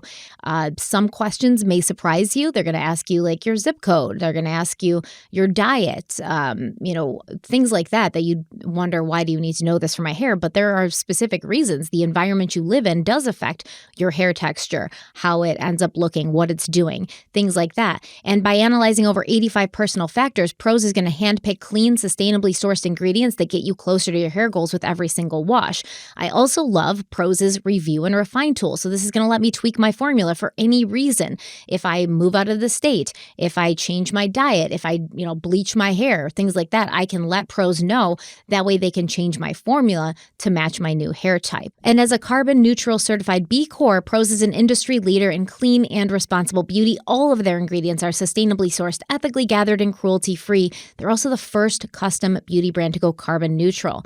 And if you're not 100% positive that Pros is the best hair care you've ever had, they will take the products back, no question asked, which is great because this means there's no risk to you. You can actually try these formulas. You can see for yourself the difference that they're making in your hair, and then you can decide whether or not you want to continue on with Pros. And if you don't think that there's anything happening to your hair, then you can send the products back and you'll get a refund. So we love Pros here at Crime Weekly, and Derek's going to tell you how you can check them out for yourself and get started. Custom made-to-order hair care from Pros has your name all over it. Take your free in-depth hair consultation and get 50% off your first subscription order today, plus 15% off and free shipping every subscription order after that. Just go to pros.com/crimeweekly. That's PROSE.com/crimeweekly for your free in-depth hair consultation and 50% off your first subscription order today. Check them out, guys. Pros.com. Starting a health and wellness journey is never easy, and it is so personal. I know that for years I've been trying to find the exact routine that works for me, my schedule, my body, and it just hasn't been easy. Whether you're going all in or easing into it, Alo Moves has the classes and flows that are made to move with you. Alo Moves is the on-demand streaming wellness platform from Alo Yoga. From yoga and fitness to meditation and self-care, it is my go-to now for every step of my health and wellness journey. And I'm all about those small daily rituals that make a big difference and become a habit so that they just happen naturally for you every single day. And Alo Moves gets that. Whether I'm in need of some alignment with guided meditation or I'm ready to kick butt in a cardio or HIIT class, Alo Moves has what I need when I need it. And can we talk about game changers? They've got gua sha, dry brushing, face yoga. It's like they've got all this wellness magic going on. They have sound baths, things like that. The dry brushing has been a game changer for me. I talk about it all the time. I love dry brushing. It's great for your skin. It's great for your circulation. But you do have to do it in a certain way, in a certain direction. You have to start from certain places of your body. And it gets confusing with all the other stuff that we have in our heads. Aloe Moves makes it so easy. The face yoga, the same thing. You can really take a lot of swelling and fluid retention out of your face with face yoga. So it's just going to make you feel better, body, mind, and spirit. And with over 100 new classes every month, Aloe Moves keeps me hooked and motivated. It's like a constant stream of fresh vibes for my wellness journey. I really like that Aloe Moves has flexibility. I don't have to be at a scheduled class. I can just pick up any of these classes on demand when I want to take them, when I have the time to do them, whether that's at 2 o'clock in the morning or 5 o'clock in the morning or midnight. Aloe Moves has me covered. So Derek's going to let you know how you can check Aloe Moves out for yourself, and he has a great deal for you. No matter your path, it's time to make a move with Aloe Moves. Get a free 30-day Aloe Moves subscription by going to aloemoves.com and use code CrimeWeeklyVIP. That's alomoves.com, code CrimeWeeklyVIP in all caps. One more time, aloemoves.com, code CrimeWeeklyVIP, all caps.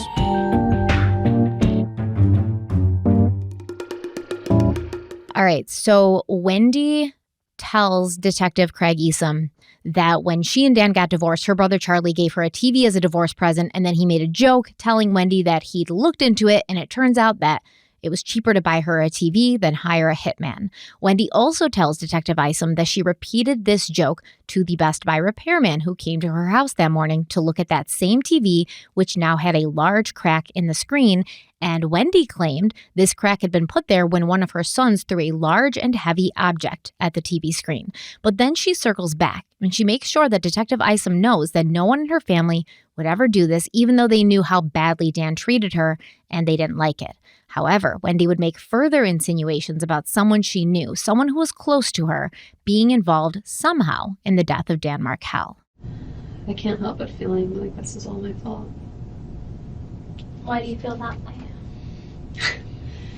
Why would somebody do this, right? Like, if I had been still married to him, then there wouldn't be anyone that was angry, right? Like, there wouldn't be any kind of disgruntled, wouldn't be Amy's husband.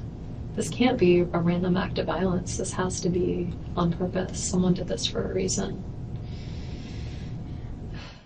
Yes, so she actually says, I can't help but feel responsible for this because if I was still married to him, this wouldn't have happened. That is a weird thing to say. And literally seconds after saying this, Wendy is concerned with her plans for that evening and she's making small talk.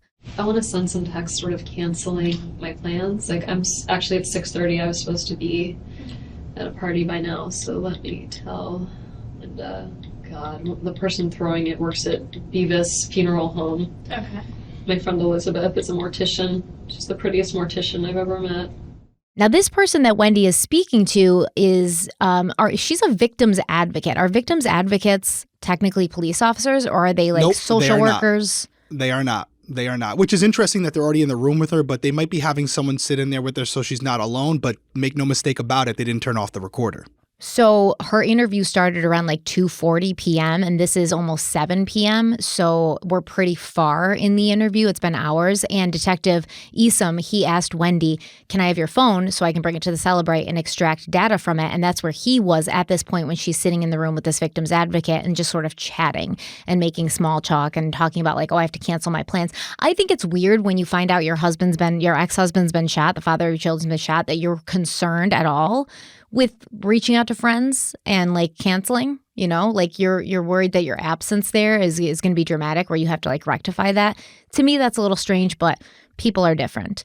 So while Wendy's chatting about parties and her pretty friends, Detective Isom has her cell phone. He's extracting the data. And when he returned to the interview room, Detective Isom told Wendy, call your parents.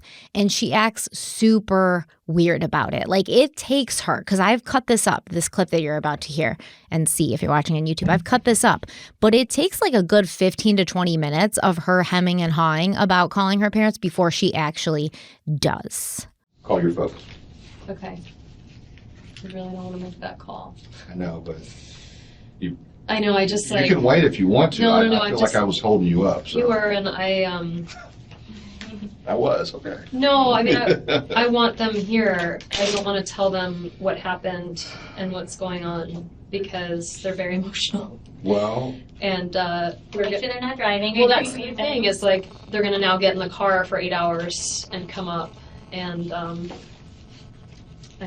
are they both very emotional? Is one more emotional? My mom's more emotional. My dad's more of a straight shooter. Again, we're all doing different things, so I may have missed something, but I'll double check. Okay, yeah, I don't have the keys. I'm gonna call my parents. Okay. And y'all spoke with Exum? Yeah. Okay. Yep. Yeah, he said that's okay, right? All right. I don't know how to tell them this. I think you're gonna be upset. They're very angry with him, right? Like, this isn't like it's their son, but he's the father of my kids, and this is a very, part of my language, fucked up situation. Don't. Okay, I'm gonna call my parents. Okay. I have no idea what to say because I don't even know that he's dead. I just know that he has been shot. Okay, so I just want to tell them what happened and that I need them here and that they're I'm fine and the kids are fine. Okay. Nervous. No, I just I think it's a shock reaction. You know, right? Shock reaction? Yeah. Oh, and I'm a shaker when I get upset. So yeah. You shouldn't shake. I really don't. Okay, here it goes. This is the worst day of my life. Mom, I need you to sit down. I am fine. The boys are fine. I need you to sit down. I'm fine, and the boys are fine. Danny has been. You can put me on speaker. Yeah. Danny has been shot. And I don't think he's gonna make it. And so I know. So I found this out around 1 or 2 today, and I'm at the police station, and I'm trying to help them figure out who may have done this. In his house. I know. I know. So I just need you to calm down before you get in the car, okay? Okay, so, and it's, it's evening, so if you want to come here tomorrow, I have a lot of people that'll, be here with me, and, we'll have a lot of support. So I want you to take your time and just be safe. My mom handled that pretty well. Could you hear her? Yeah. Oh my God. Well, my parents sounded really surprised, so it's at least a relief. I was trying to think of who would be angry enough to do something to him. My parents would be angry, but they're not capable of this. Thank God. I really couldn't handle that right now. Yeah, no. So once again, I mean, you heard Donna Sue Adelson on the phone. She sounded shocked. She sounded completely surprised. Maybe good acting runs in the family because we know she has been arrested and she has been charged and she has been found to be complicit in what happened to Dan Markel. So she's shocked, and Wendy's relieved that she's shocked, relieved, because it seemed like Wendy genuinely was afraid to make that phone call. Yep. But was she afraid? Was she afraid to make the phone call because she was afraid of what her mother would reveal to her, or was she afraid to make the phone call because she was in the police station and she knew that probably Donna's reaction could be picked up by the very same cameras that were recording her at that moment, and she was worried? That's the $1 million question. Yeah. Because you just nailed it. Not saying it again. That's it in a nutshell. She's clearly nervous. The question is she nervous for A or is she nervous for B? Now, real quick, too, about this person in the room, because it's bothering me a little bit. I'm going to have to do some research and figure it out. In my experience, and by no means am I like the all, knowing detective, but I've never had a victim's advocate in a room with a potential suspect, because at that point, she's a person of interest at minimum. That's why she's there. She's helping them, but don't get it twisted. She's a person of interest. That's why she's there. And so I wouldn't, as a detective, have a victim's advocate in the room because she's not technically a victim at that point, but maybe it was a strategy to lower her guard. But this person doesn't seem trained. They don't seem, they don't know her. You can tell because they're like, oh, I'm a shaker when I'm nervous. So they're clearly not familiar with each other. But then she reaches over and touches her. That might just be her approach. I don't know who this person is, but I will say if this person had asked her a question on camera like that, she is acting as an agent of the state. And she can still, and it's still admissible in court, and that person is no longer independent. She is working for the police department, even though she's not a sworn officer. And we would never put our victim's advocate in that position. Like we would only bring them or usually bring them in for domestic violence victims, where we know this person has just been through an ordeal.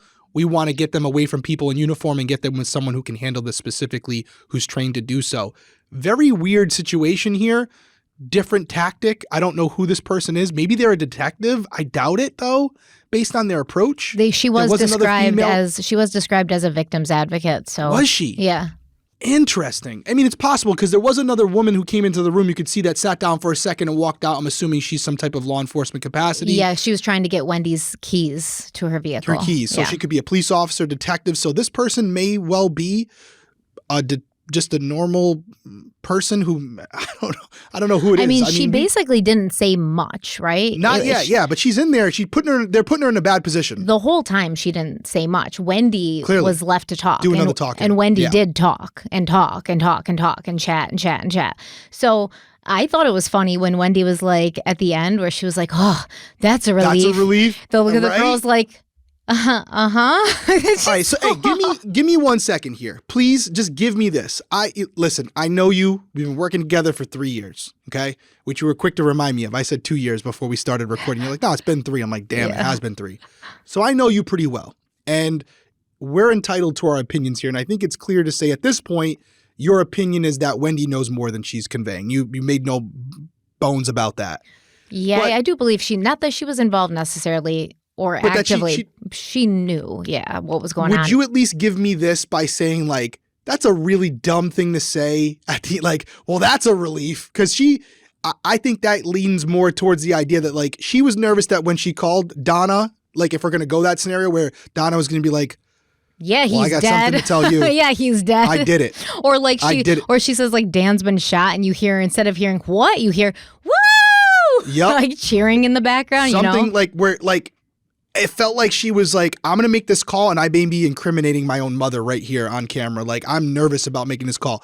I'm not saying that's what you believe, but you can at least acknowledge that her saying, well, that's a relief, because she was like, I know my mother hates this man. Yeah. And I'm sure there were conversations that happened between them that expressed how much she hated him. Yeah, like maybe Donna said something like, man, I wish he was dead. I wish he was dead, and all our problems would be gone. Right. There could even been more conversations where Charles was around, and it's like, Charles knows people. We can end this real quick. Mm-hmm. Yeah. He doesn't want to push me. He doesn't want to try me because I know people and I have money, and we can end the situation really fast if he doesn't want to work with us. Yeah. They offered him, as you said already, they offered him $1 million. Mm-hmm. He turned it down. So they were running out of options. So anyways. These people only know how to use money or force, honestly. Especially in that position where you're used to never hearing the word no. Well, when you're used to getting your own way and always winning, yes. So they don't like that. When you're used to always getting what you want, it's hard to accept when someone says no. Don't you think Wendy would know that about her family, though? And kind of even before it happened, she might worry about that. And in that case, if she was worried that it could happen, should she not have warned Dan or, I don't know, done something? Well, that's a whole nother thing as far as culpability. But everything you just said, I agree with. Like, she knows her family. She knows how they felt about this. And I think all that's running through her mind during this interview. Like, they really, like, no. I know you guys as officers hear how parents and wives and ex-husbands don't get along and they don't like each other. But this is really bad. This is really bad. And my brother has made comments about killing him already. And my mom didn't say, don't say that. So I'm concerned that something happened here. And I think there may be some indications of that if you're in the camp of Wendy knew her family and knew what they were capable of, but may not be directly involved. Or, as you have said multiple times, this could be just one big act. Yeah. Where she's making it look like, even though I know they're involved, I just want to, this is self-preservation. I'm separating myself from this situation. Yep. Yeah. And I mean, if that's the plan, it worked flawlessly, right? Because she's out and about. I think it was just a few weeks after Dan died, she changed the boys' names, her sons, from Markel to Adelson. I don't believe she's in Tallahassee anymore. I think she's in South Florida. So Wendy got everything she wanted, but has also her freedom, which her mother and her brother do not have at this point. So that's right. Okay, so during this interview, Wendy also mentions that Dan Markel would not have done this to himself, which I don't think anybody was thinking that he did, or else why would she be there and be questioned about her alibi? At the beginning of the interview, Detective Isom is like, I want to, see where you were today. If Dan did this to himself, I don't know why they would be asking her those questions, but... Well, at that point, he had only said there was a gunshot, that he was shot. He didn't say he was shot by someone, which is, again, nice trick by him, or a nice move by him. She could be just playing the game where she's like, oh, he wouldn't do this to himself. But yeah, I get what you're saying. Well, she says, listen, Dan would not do this to himself. He's a very positive person. He even has a new girlfriend. And this new girlfriend was a law professor from NYU named Amy Adler. Now, in fact, both Dan and Wendy had moved on. They were both dating other people or seeing other people after the divorce. And Amy Adler, Dan's girlfriend, was a big deal in the Big Apple, and she seemed to have a list of credentials that matched those of Dan Markel and Wendy Adelson. She was very successful, well-known, and it seemed also that Wendy may have been feeling that she had left her husband only for him to end up with someone that she may have had some envy towards. Maybe Wendy was hoping that Dan would end up with somebody less impressive than she was, and he ended up with somebody, probably on their same level. And there is evidence that Wendy had done some Googling and before Dan's murder and had looked up Amy Adler multiple times. So she's obviously knowing about Amy. She's interested about her. She wants to know more about her. And you could say that's just because this woman's going to be around your kids. Sure. And, she says something in this next clip we're going to play you that definitely comes off as kind of salty, but then she kind of covers it up with like a compliment afterwards. Because remember, at this time, Wendy Adelson is, in her mid-30s, and she mentioned something about Dan's new girlfriend, Amy, and Amy's age. You don't have a number for Amy. You do not have a contact number for her, but she's a professor at NYU. Yeah. You know that her and Danny have been seeing each other, and that she stayed here from the end of June to the 1st of July.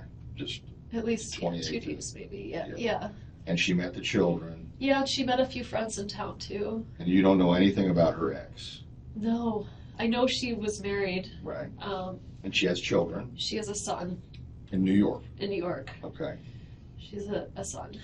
I think he's 14. Okay. Do you know how old Amy is? She's 50. She's 50? Yeah. She doesn't look 50. She's very beautiful.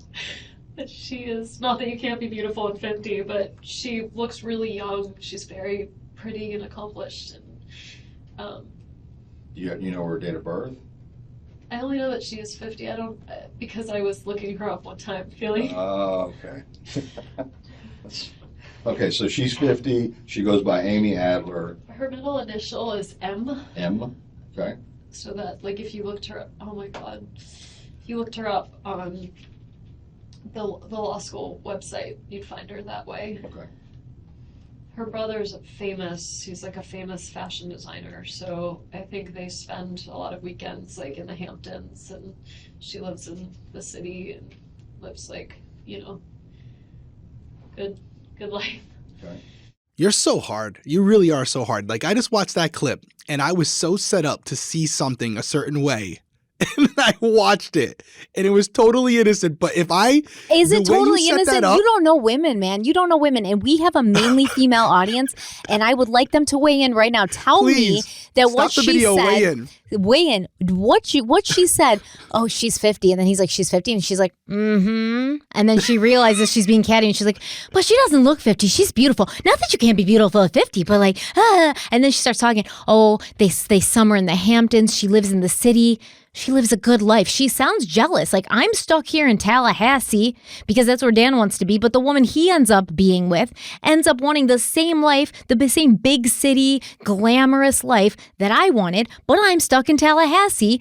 This bitch, kind of like that. Like, you don't understand women and the passive aggressive way that they will try to tear each other down. Like, you just don't get it. So you look at that as completely innocent. And I do not believe that it was.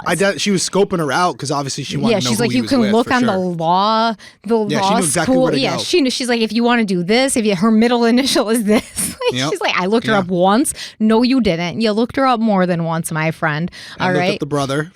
She ain't got no problem throwing her family under the bus, but she's trying to make it sound like, I just looked her up one time. She doesn't want herself to look bad. She doesn't want herself to look like an insecure, jealous ex-wife. And yet I think she still may have been. Pause the video and way down below. Yes, I want to hear. Okay, but Wendy shouldn't have been jealous technically because she had also started dating another man who happened to also be a professor at FSU. He was a social work professor, and his name is Jeffrey Lacasse, or Lacasse. I think it's Lacasse. But Jeff's name was brought up during Wendy's police interview, at which time Wendy claimed that she had taken a 1-week break from Lacasse because they fought often due to his jealousy. Now, Jeffrey Lacasse would be interviewed by the police on 3 separate occasions, and it feels like every time he talked to them, going into his testimony during the trials, he became more and more aware of how strange his relationship with Wendy Adelson was, how strange Wendy was, and how suspicious things had happened, that at the time when they were happening, they didn't raise a ton of red flags. But after Dan Markel was murdered, he began putting the pieces together. And I loved listening to Jeffrey Lacasse's interviews and watching him testify during the trial because he's there. He's ready to spill all the tea and understand that this person is educated, not only educated in, general, but in psychology, right? This is his whole thing. And he's aware of how things present, like as far as personality traits present to an outside eye. Jeffrey Lacasse claims that he and Wendy began seeing each other in the fall of 2013, and by September of 2014, she was officially his girlfriend. But it also felt like it was a lot of work for him to get her from point A to point B. Like, he wanted to settle down. He was sprung with Wendy from the minute he met her. It was like obsessed. He loved her. He wanted to be with her. He saw no one else. But she was a little slower in warming up and actually committing herself to him, and she was seeing other people. The official relationship between Jeff and Wendy would be short-lived, ending less than a year later in July of 2014, the same month Dan Markel would be shot and killed in his garage. I find Jeffrey Lacasse to be a very interesting individual. His testimony is some of the most interesting and riveting throughout the trials. Wendy and Jeff had been set up through a mutual friend. They'd bonded over their shared trauma of marrying the wrong people. Make no mistake, Jeff Lacasse was absolutely head over heels for Wendy Adelson, but he never quite felt like she was being honest and upfront with him, and this would eventually lead to some issues. Jeff said that he and Wendy really did enjoy each other's company, but for 9 months, Wendy was wrapped up with her divorce. It was all she could talk about, in addition to talking constantly about how much she hated Tallahassee and how much of a monster Dan Markel was. She never, you guys know the background, she never wanted to be here, ever. I mean, she came here with Markel. They're supposed to be here a year, then move on. He had a job at Miami. He was an asshole, so he lost it. He said, no, go back to FSU and stay there. They're stuck here. So he's doing great. He's the Sandy Dillonbert professor of law and all that stuff. Wendy gets a shitty job that she doesn't really like, doesn't like the area. She's doing her best to make it work. She hates it. Never wanted to live here. Never thought she'd live here. This is all from her, right? Yeah, it's all straight from her. You kidding me? I'm her boyfriend trying to convince her this is a great place to stay. Get a new attitude. This is a daily conversation, I'm like, I love Tallahassee. Moved here on purpose, Right. So it's a daily conversation. Like, look, Waco was pretty, And her whole thing is, no, I still don't She goes, I'm trying, but it's, I didn't choose it. Okay. I didn't choose it, and that makes it hard. I heard that. And she loves Miami. She just loves it. But when we're down there, she just lights up. It's a whole different thing. The reason for their divorce, how did she get to this point? Danny was, give you a couple examples of Markel.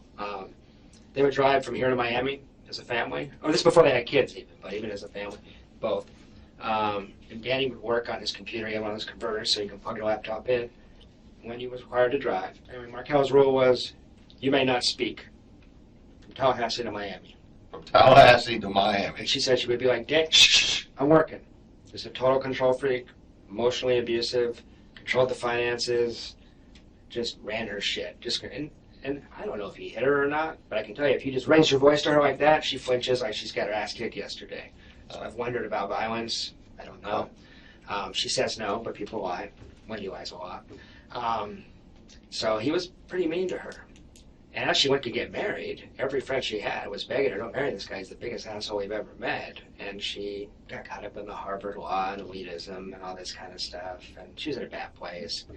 Made a bad decision, got married to a guy. So it was a bad marriage from day one. I mean, pretty much, according to her at least. By the second year, it was awful. And then having kids will fix it, people try that. So he was also an absent father. I mean, he came home 9 o'clock every night, she claims, and I would play with the kids for 10 minutes. That was it. She did everything, kind of like a house slave. And then when he went to go get divorced, he tried to get 100% custody of the kids. So if you read these legal documents that he's filed, I don't know if you've read them, but they give you insight into, it's pretty crazy. I haven't had the time, but I will. Yeah, it's a lot of lunacy shines through. But I'm sure he had his side of it, too. I'm sure he did, and well, that's what I wonder about is with all the stuff I talked about with Wendy with me, I mean, he was controlling. Well, maybe he's trying to keep his wife in control. I don't know, Right. Anything, did she ever tell you anything concerning any incidents when Danny and Charlie were together, or Danny and any other family? I mean, was it kind of like, hey, Danny, you sleep over here in the doghouse or something? You don't. No. It's more like the family hate. This is why she introduced me to her parents. She said last time that it was so awkward because it went so badly because they all hated Danny. Charlie hated Danny. Her parents hated Danny. Do you know why? He is in person. He is so arrogant. He is so unlikable. He would just talk down to people. He was one of these Harvard guys. Okay. And it was just like, when I met him in that awkward meeting, I was early, I was late, he was early, and we met for the first time.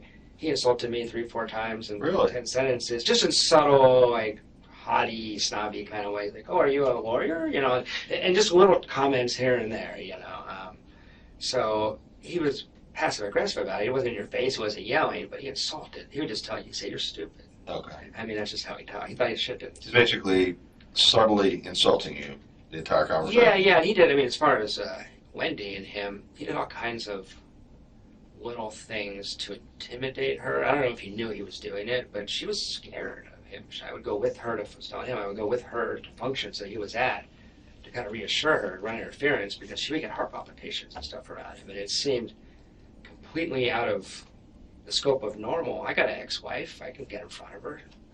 Not a big deal. Right. For her, it was like, will you please come with me to soccer practice or whatever it was? Oh, swim lessons 3 weeks ago. Will you come with me to swim lessons because Danny's going to be there? And she'd just freak out. Did you go? I did go. Was he there? Yeah, he was there. Was everything okay between you and him? Well, yeah, everything was fine. We kind of moved through a phase where at first we were real friendly, shaking hands, and then we got like, hey, I'm not going to shake your hand. We're on different sides of this thing, that kind of thing. But it was always reasonably friendly. Did she introduce you to him as your boyfriend, your current boyfriend? No. Friend? I don't remember what she said. This is Jeff, I think. Okay. That was a point of contention between us. She didn't call me her boyfriend until very recently. So okay. I think she might have had other ones. I think that might have been the issue. Okay. Maybe Dan Sack was also her boyfriend. I don't know. Okay.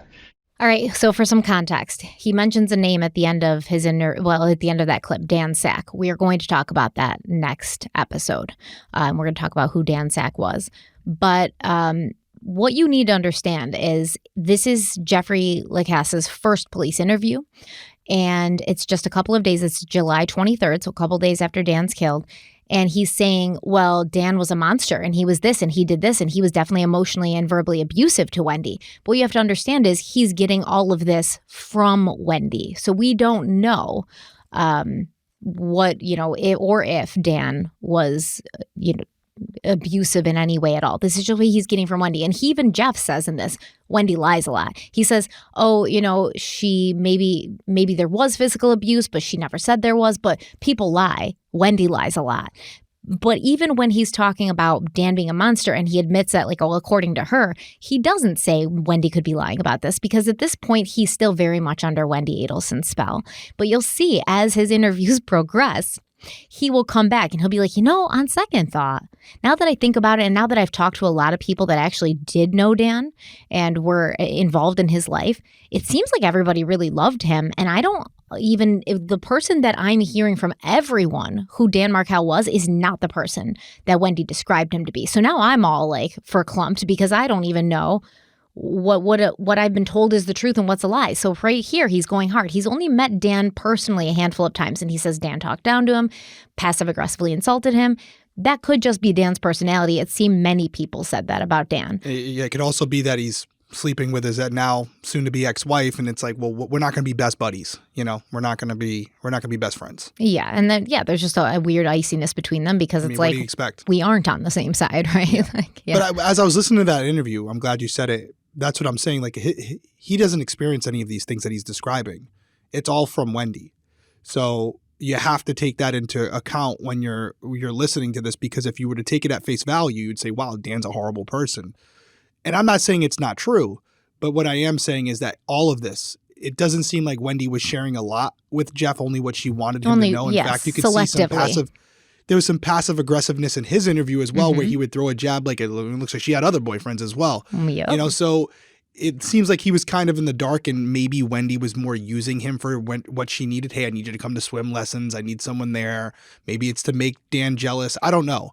But it doesn't seem like he was really in the know. He only knew what Wendy wanted him to know. And so obviously her perspective on things is going to be different than others. So I believe Jeff's marriage ended a few years before Dan and Wendy got divorced. So he's been single for a little while. He's been dating. He hasn't found anybody that he connects with until Wendy. Wendy's separation was still fairly fresh. So to be fair to Wendy, Jeff does a lot of talking about how she didn't want to commit, about how she wasn't always being upfront with him, about how it took a lot to get her to call him her boyfriend. But she was also freshly out of a marriage that it didn't seem she was super happy. And so she probably was a little reticent to settle back down right away and to get into something. Yeah, can't blame her. Can't blame her at all for that. But Jeff, is like, I'm in love with this woman. This is all I want for the rest of my life. Why can't she see it, and why can't she be on the same page? And this frustrated him. Jeffrey Lacasse said he felt that he and Wendy were living their lives together and moving forward in a committed relationship. He'd met her children. He spent most nights at her house. He'd met some members of Wendy's family. She was going to fly to California with him in July to meet his parents. And of course, Wendy often confided in Jeff about the issues plaguing her personal life. During the time that you were together with Ms. Adelson, did you become aware of her recent divorce? I did. On our first couple of dates, that was the topic of conversation. That's in the fall of 2013. All right, and did you get an impression as to what type of divorce that was, or how it would be characterized? An extremely contentious divorce. All right, and during the time that you dated her, were you aware of any specific ongoing litigation with her ex-husband? I was, particularly in February of 2014, because Ms. Adelson would react badly as that litigation proceeded. Yes, ma'am. All right, and what specific litigation was the topic of discussion in your relationship with her? Can you restate that point? Was there a specific litigation that was the topic of discussion? I recall a motion filed in February of 2014 where Danny had made some accusations that seemed serious, and Ms. Adelson reacted poorly. As a matter of fact, every time he filed something, she tended to react poorly. Specifically, did you have knowledge through your relationship with Mrs. Adelson about a motion that had been filed by her ex-husband that was requesting that her mother not have contact with the children unless it was supervised? Yes, I do recall that. All right, and was that one of the items that she was really upset over? Yes, there were many, but that was one for sure. Okay, so fair to say she took that litigation or that filing very seriously? Yeah, she took every filing and every point in every motion very seriously, was my impression. What about her mother, Donna Adelson? Do you have any personal knowledge as to how Donna Adelson took that particular filing about her having contact with the kids? No, I do not. Did you know Dan Markel? I didn't know Dan Markel. I met Dan Markel on a handful of occasions for a few minutes on each occasion. Any issues between the two of you? No, I mean, he was my new girlfriend's ex-husband, so I was listening to Wendy Adelson describe him in terrible terms regularly. But in terms of us having an actual conflict, no, ma'am, never. No negative words ever spoken between the Oh, two no, of we're you? always very polite and cordial to one another when we interacted. Were you specifically aware of the litigation concerning Wendy Adelson's desire to relocate to South Florida with her children? Yes, that was a big topic of conversation on our first couple of dates, because it had just been denied a few months previous. Okay. Why, if you know, did Wendy Adelson want to relocate to South Florida? She despised living in Tallahassee and wanted to live in Miami. And what was in Miami? Well, her parents, well, there's multiple reasons. Chief among those reasons would be the fact that her parents and brother were down there. How would you characterize her relationship with her parents and brother? Extremely close. And of course, Wendy also had to tell Jeff the funny hitman TV joke. Did Wendy Adelson ever make a joke in your presence about her TV? Yes, ma'am, she did. In October of 2013, the first time I had went to her house on Aqua Ridge, and we were going to watch a movie, she made a joke, which she characterized as her brother's joke, but she was the one telling it, that, her brother had looked into hiring a hitman, but a TV was cheaper. And I heard her repeat that joke at a later occasion. All right. So you heard that joke a couple times? At least twice, yes, ma'am. All right. But then things in the relationship began going downhill, mainly because Jeff felt that Wendy was not being faithful and she was involved with more than one man. And this left Jeffrey LaCase with a not so positive image of Wendy Adelson. And honestly, he didn't have a very positive image of her family either. I didn't know about Zach for 9 months and I was with boyfriend for 6. So I've always suspected there's a guy in South Florida I would know about. Maybe that's just a paranoid boyfriend. I wouldn't believe Wendy when she says I'm with Jeff. You got to start from ground zero. She lies. I mean, there's been a lot of men since September. Over me. So I just wonder if there's a guy in South Florida. She always drops out of sight when she's down there. Phone calls not returned. Voicemail. Did you go down there? No, she doesn't let me go. That's why I think there's a guy down there. Okay. I've been seeing a therapist since about, I don't have any major mental health problems, but just to try to deal with Wendy, I was seeing my therapist I used to see when I was going through my divorce. So I was thinking about what we talked about in there. I mean, I've spent like $2,000 on therapy trying to figure out how to deal with Wendy. She's been really hard to handle. And I realized I never put it together, but he for months has been concerned that she's a sociopath. And I didn't tell you guys that before. I still love Wendy. I was under her spell. She'd call me tomorrow if I go back to her. But there's a lot of stuff that, as I look back, is really strange. Just to give you a couple examples. Well, I guess one of the things I worry about is Wendy has this public persona. And she's a very good actress, and she's very charismatic and all this kind of stuff. And she knows a lot of people. You know, everybody in Tallahassee knows Wendy. You probably discovered that already. I mean, she's in every social circle. You know, she's very social butterfly-esque and out there and stuff. But in terms of people that know her intimately, have spent like a lot of time with her and seen behind the curtain, you know, I think it's Markel, me, and maybe that Zach guy in the last 12, 13 years. I mean, she doesn't, you know what I mean? So some of the stuff I had seen was pretty crazy stuff. I mean, no sense of guilt, no empathy, hypersensitivity to criticism. When I said, hey, you cheated, I mean, that's fucked up. She would not apologize. She would not say she felt bad. She would not say she made a mistake. She's a total pathological liar, and I feel bad saying all this because I still love her. She has these flaws, and I would have stayed with her. But if you look back at Markel's legal documents, he's constantly talking about her systematic pattern of deception, how she lies all the time. And she told me once, I have a really hard time telling the truth when it's inconvenient or unpleasant. I lie all the time. I mean, she said that to me. And I don't know that many people that know her that well. When you see behind the curtain, she's a total train wreck. My psychologist was saying, man, she just meets the checklist of a narcissistic sociopath. You know, go down the list. So, obviously, she's already a person of interest and all that kind of stuff, but I thought you should know that I'm a mental health myself. Right. So, I never saw that when I was under the spell, but I've had people trying to convince me for 3 or 4 months you're dating someone who has real severe sociopathic tendencies. Right. So high functioning and attractive, but still, that. Yeah. So that's something I just thought I should tell you. So we have this big fight in Gainesville. And I really confronted her. I'm really hard on her. I'm pissed because I feel like I've been conned because she's been calling me her boyfriend and all this kind of stuff. And I don't know exactly what the relationship was with Zach, but I found out enough that it was very clear that she was busted, that she was juggling two guys in some form or fashion. I don't know the details. Yeah. I got the impression I was boyfriend number 2 is why I was pissed. I mean, there's no picture on the Facebook page. I noticed there wasn't even a picture of me in her house. And that's when I got really, really upset. I was like, come on, we've been dating 9 months. This is bizarre, So I had it out with her in Gainesville. And then she went to South Florida for 14 days. The whole time she's down there, she's miserable and not that available. But we're talking about future-oriented stuff. We're talking about trying to get back together and desperate to see each other. It sucks that we're separated in this bad situation. And I can show you the text, like, can't imagine my life without you. God, I fucking miss you. I mean, these are like exact quotes, She gets back to town. We go on a date. And I said it was awkward, but we were holding each other. We're holding hands. There was a future orientation still. We're going to spend a lot of time together and work this out. That's what we had decided to do. And that was last Monday.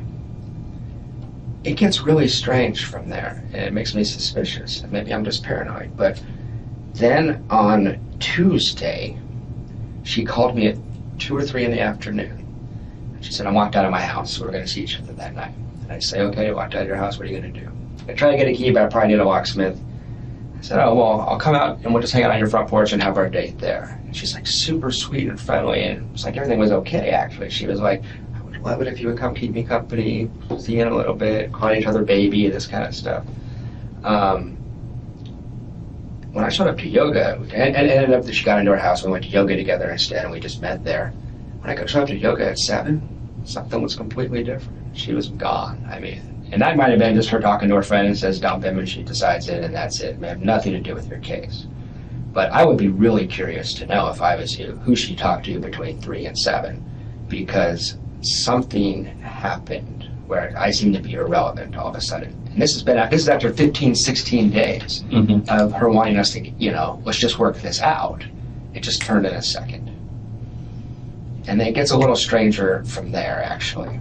So, yeah, he said a lot of things, right? He said pretty much He was using the detective as his therapist. Yeah, I mean, he spent $2,000 on therapy just to, figure out how Wendy had, completely, brainwashed him.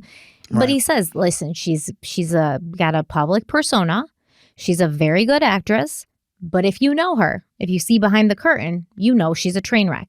She feels no guilt. She has no empathy, hypersensitive to criticism. She's a pathological liar. He says, she told me once, I have a hard time telling the truth.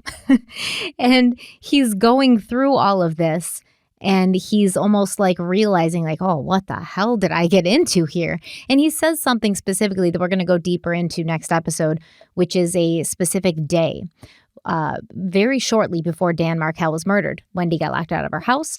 Jeff comes over to keep her company. She gets back into her house. This is around 3. Everything's fine. She's calling him baby. They're being very sweet to each other. And then he sees her at 7 for yoga. And it was as if he was a completely different person and she had completely turned off. And he's like, I would like to know, who did she talk to between 3 and 7? Now, remember that, because that is going to come back up. So what happened with Jeff and Wendy and this other person he's talking about, who's Daniel Sack? Jeff went to get coffee one day, and he found Wendy there with another man. This was Daniel Sack.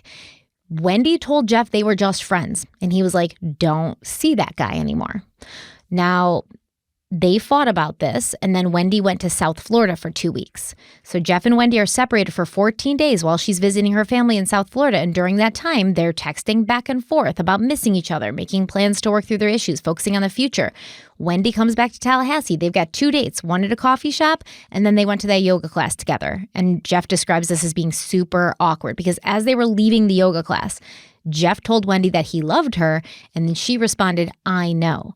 And then 2 hours after leaving yoga, Jeff received an email with a no contact order. And this order told him that he could not call or see Wendy for 7 days. This happened on July 15th, just 3 days before Dan Markel was murdered. When did she send you the email? That was that Tuesday night.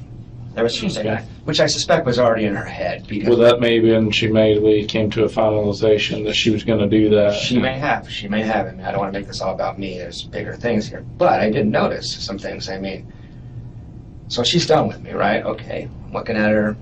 It's not right. Something's wrong here. I walk out to the car, and it's really awkward. Small talk, you know. I can tell she thinks everything she's done.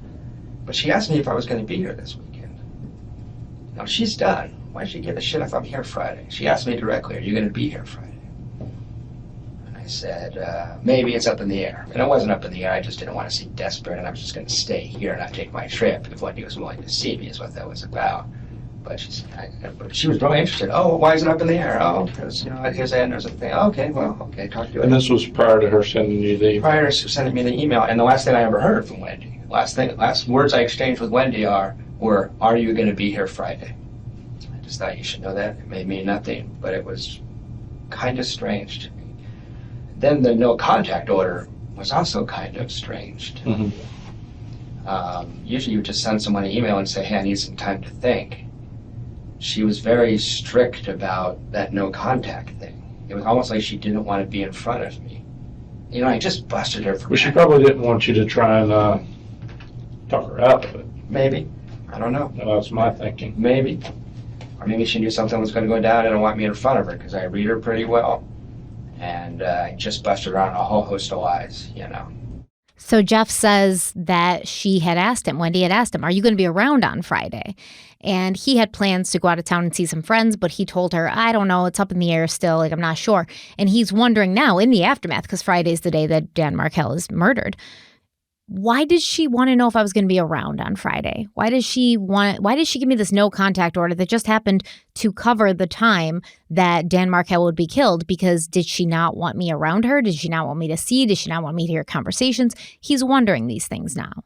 But the real meat and potatoes of Jeffrey Lacasse's statements would come when he began discussing what could have possibly happened to Dan Markel. Who could have possibly killed him? And when he started talking about, you know, what had transpired between himself and Wendy, what had transpired between himself and family members of Wendy. And he basically said, I think that you should look at these people, specifically Wendy's brother, Charlie Adelson. So Lacasse had a lot to say about the Adelson family dynamics and his suspicion that not only could Charlie Adelson have been involved with Dan's death, but possibly Wendy could have as well.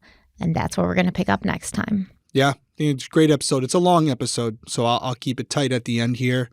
A lot to unpack, a lot to digest.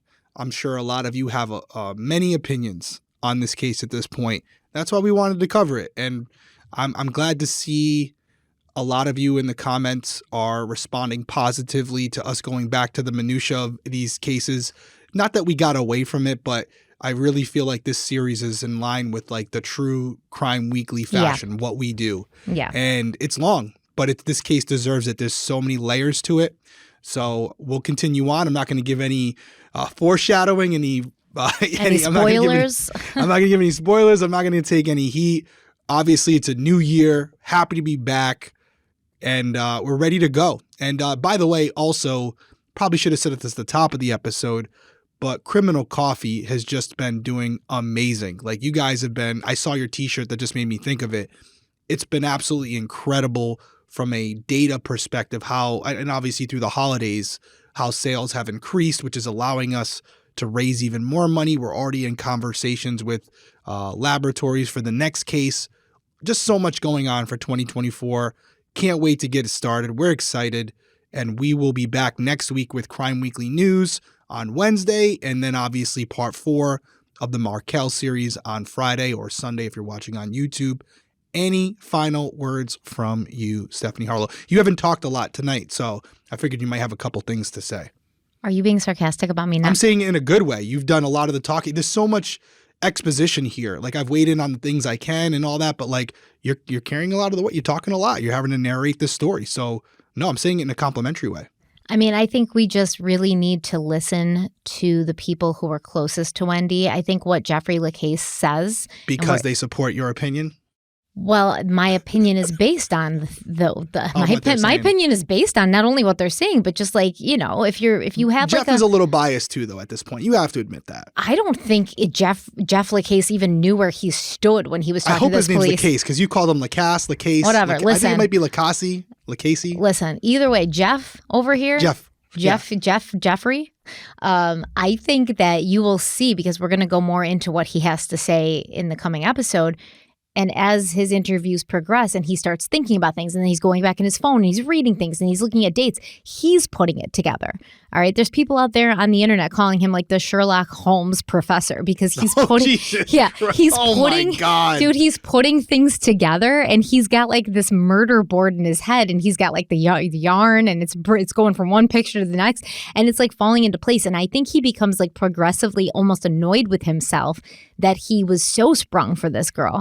Because he's like, how did I not see it? Like, people warned me, People warned me. My therapist thinks she's a high-functioning sociopath. And I'm over here. I'd still go back to her. And so he's frustrated for sure. And you could tell.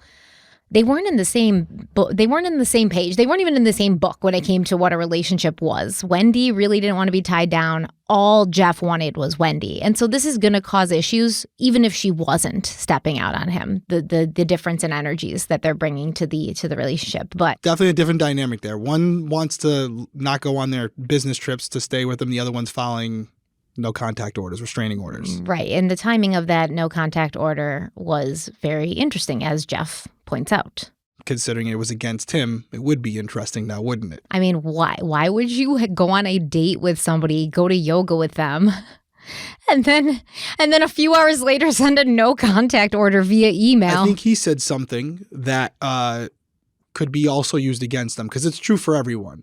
He's judging Dan Markel based on the narrative that Wendy Adelson was painting, right? Mm-hmm. Well, we're judging Wendy Adelson on the narrative that Jeffrey LaCasse is painting of her based on hearsay coming from his therapist, according to him. Well, we're not completely judging Wendy based only on that, right? Solely on that? No, you're judging her on her lot, obviously. I mean, I'm looking at things in a totality. Yeah. Yes. And I do say, like, was she involved with Dan's murder or not? I couldn't tell you, right? I could not tell. What I can tell you is something about her rings inauthentic. It bothers you big time. She's inauthentic. She's manipulative. I'm just going to play the other side and say I like her. You see the way you don't. You see the way she switches things up when she's with the police officers, and then when the victim's advocate comes in, she chameleons to appeal to whoever is sitting across from her. And this is a very valuable trait to have for a woman, for a human being.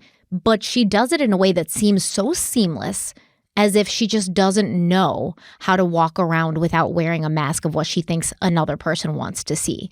That can be concerning. Once again, it doesn't mean she knew of the murder or took part in it. Absolutely not. It doesn't mean that. But it means that maybe she's not the most upfront, honest, transparent person in the world.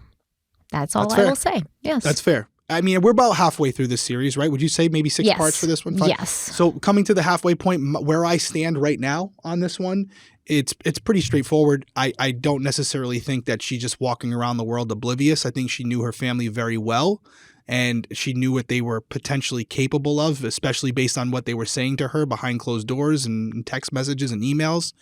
And I think at minimum, when she got the news about Dan Markel, her first thought was, oh my God, I think my family's involved with this. Now, obviously, she's not going to say that outright to detectives, but at minimum, that's where I stand on it. Now, I'll be interested to see where I go for these next 3 or 4 parts, because being complicit isn't a form of defense. Like if she knew what they were about to do and they were planning to do it right in front of her and she just pretended that it wasn't happening so she could play this angle, that doesn't mean she's not responsible in some way, shape, or form as well. To get to the point where she was pulling the strings or planning what was going to happen and helping and assisting in that is a much different conversation. Yes. And so we'll see where it goes. If you guys are here for the ride, we're here to go on it with you. We're on the ride episode. Regardless, man. I mean, we're here. You're stuck. Yeah. Hey, the doors are locked. Yeah. You're seat belted in. All right. Stephanie's in the back seat with you in a headlock while I'm driving. You're not going nowhere. You're driving? Yeah, you're not You're driving. driving the ride? Oh, Yeah. yeah. It's probably better if I don't. I got to be careful, though, with the dynamic. You know, you could be driving. You are right. If it's your car and you Women want to can drive. you Actually, can drive. I never want to drive, man. I know. In You fact, just want to be chauffeured around. For if sure. anything like ever happened with me and my husband, I would just hire a driver. I don't want to drive ever. Yeah, I want to probably be safer for I want to be everybody. driven. I want to be in charge of the radio. I want to be able to scroll through social media while I'm traveling to my destination or do some work or answer emails or whatever. I ain't trying to drive. Unless I have no place to go and I just want to drive and listen to music, and then I love to drive. But if I have a destination that I have to be at, I don't want to drive. So you good. You drive.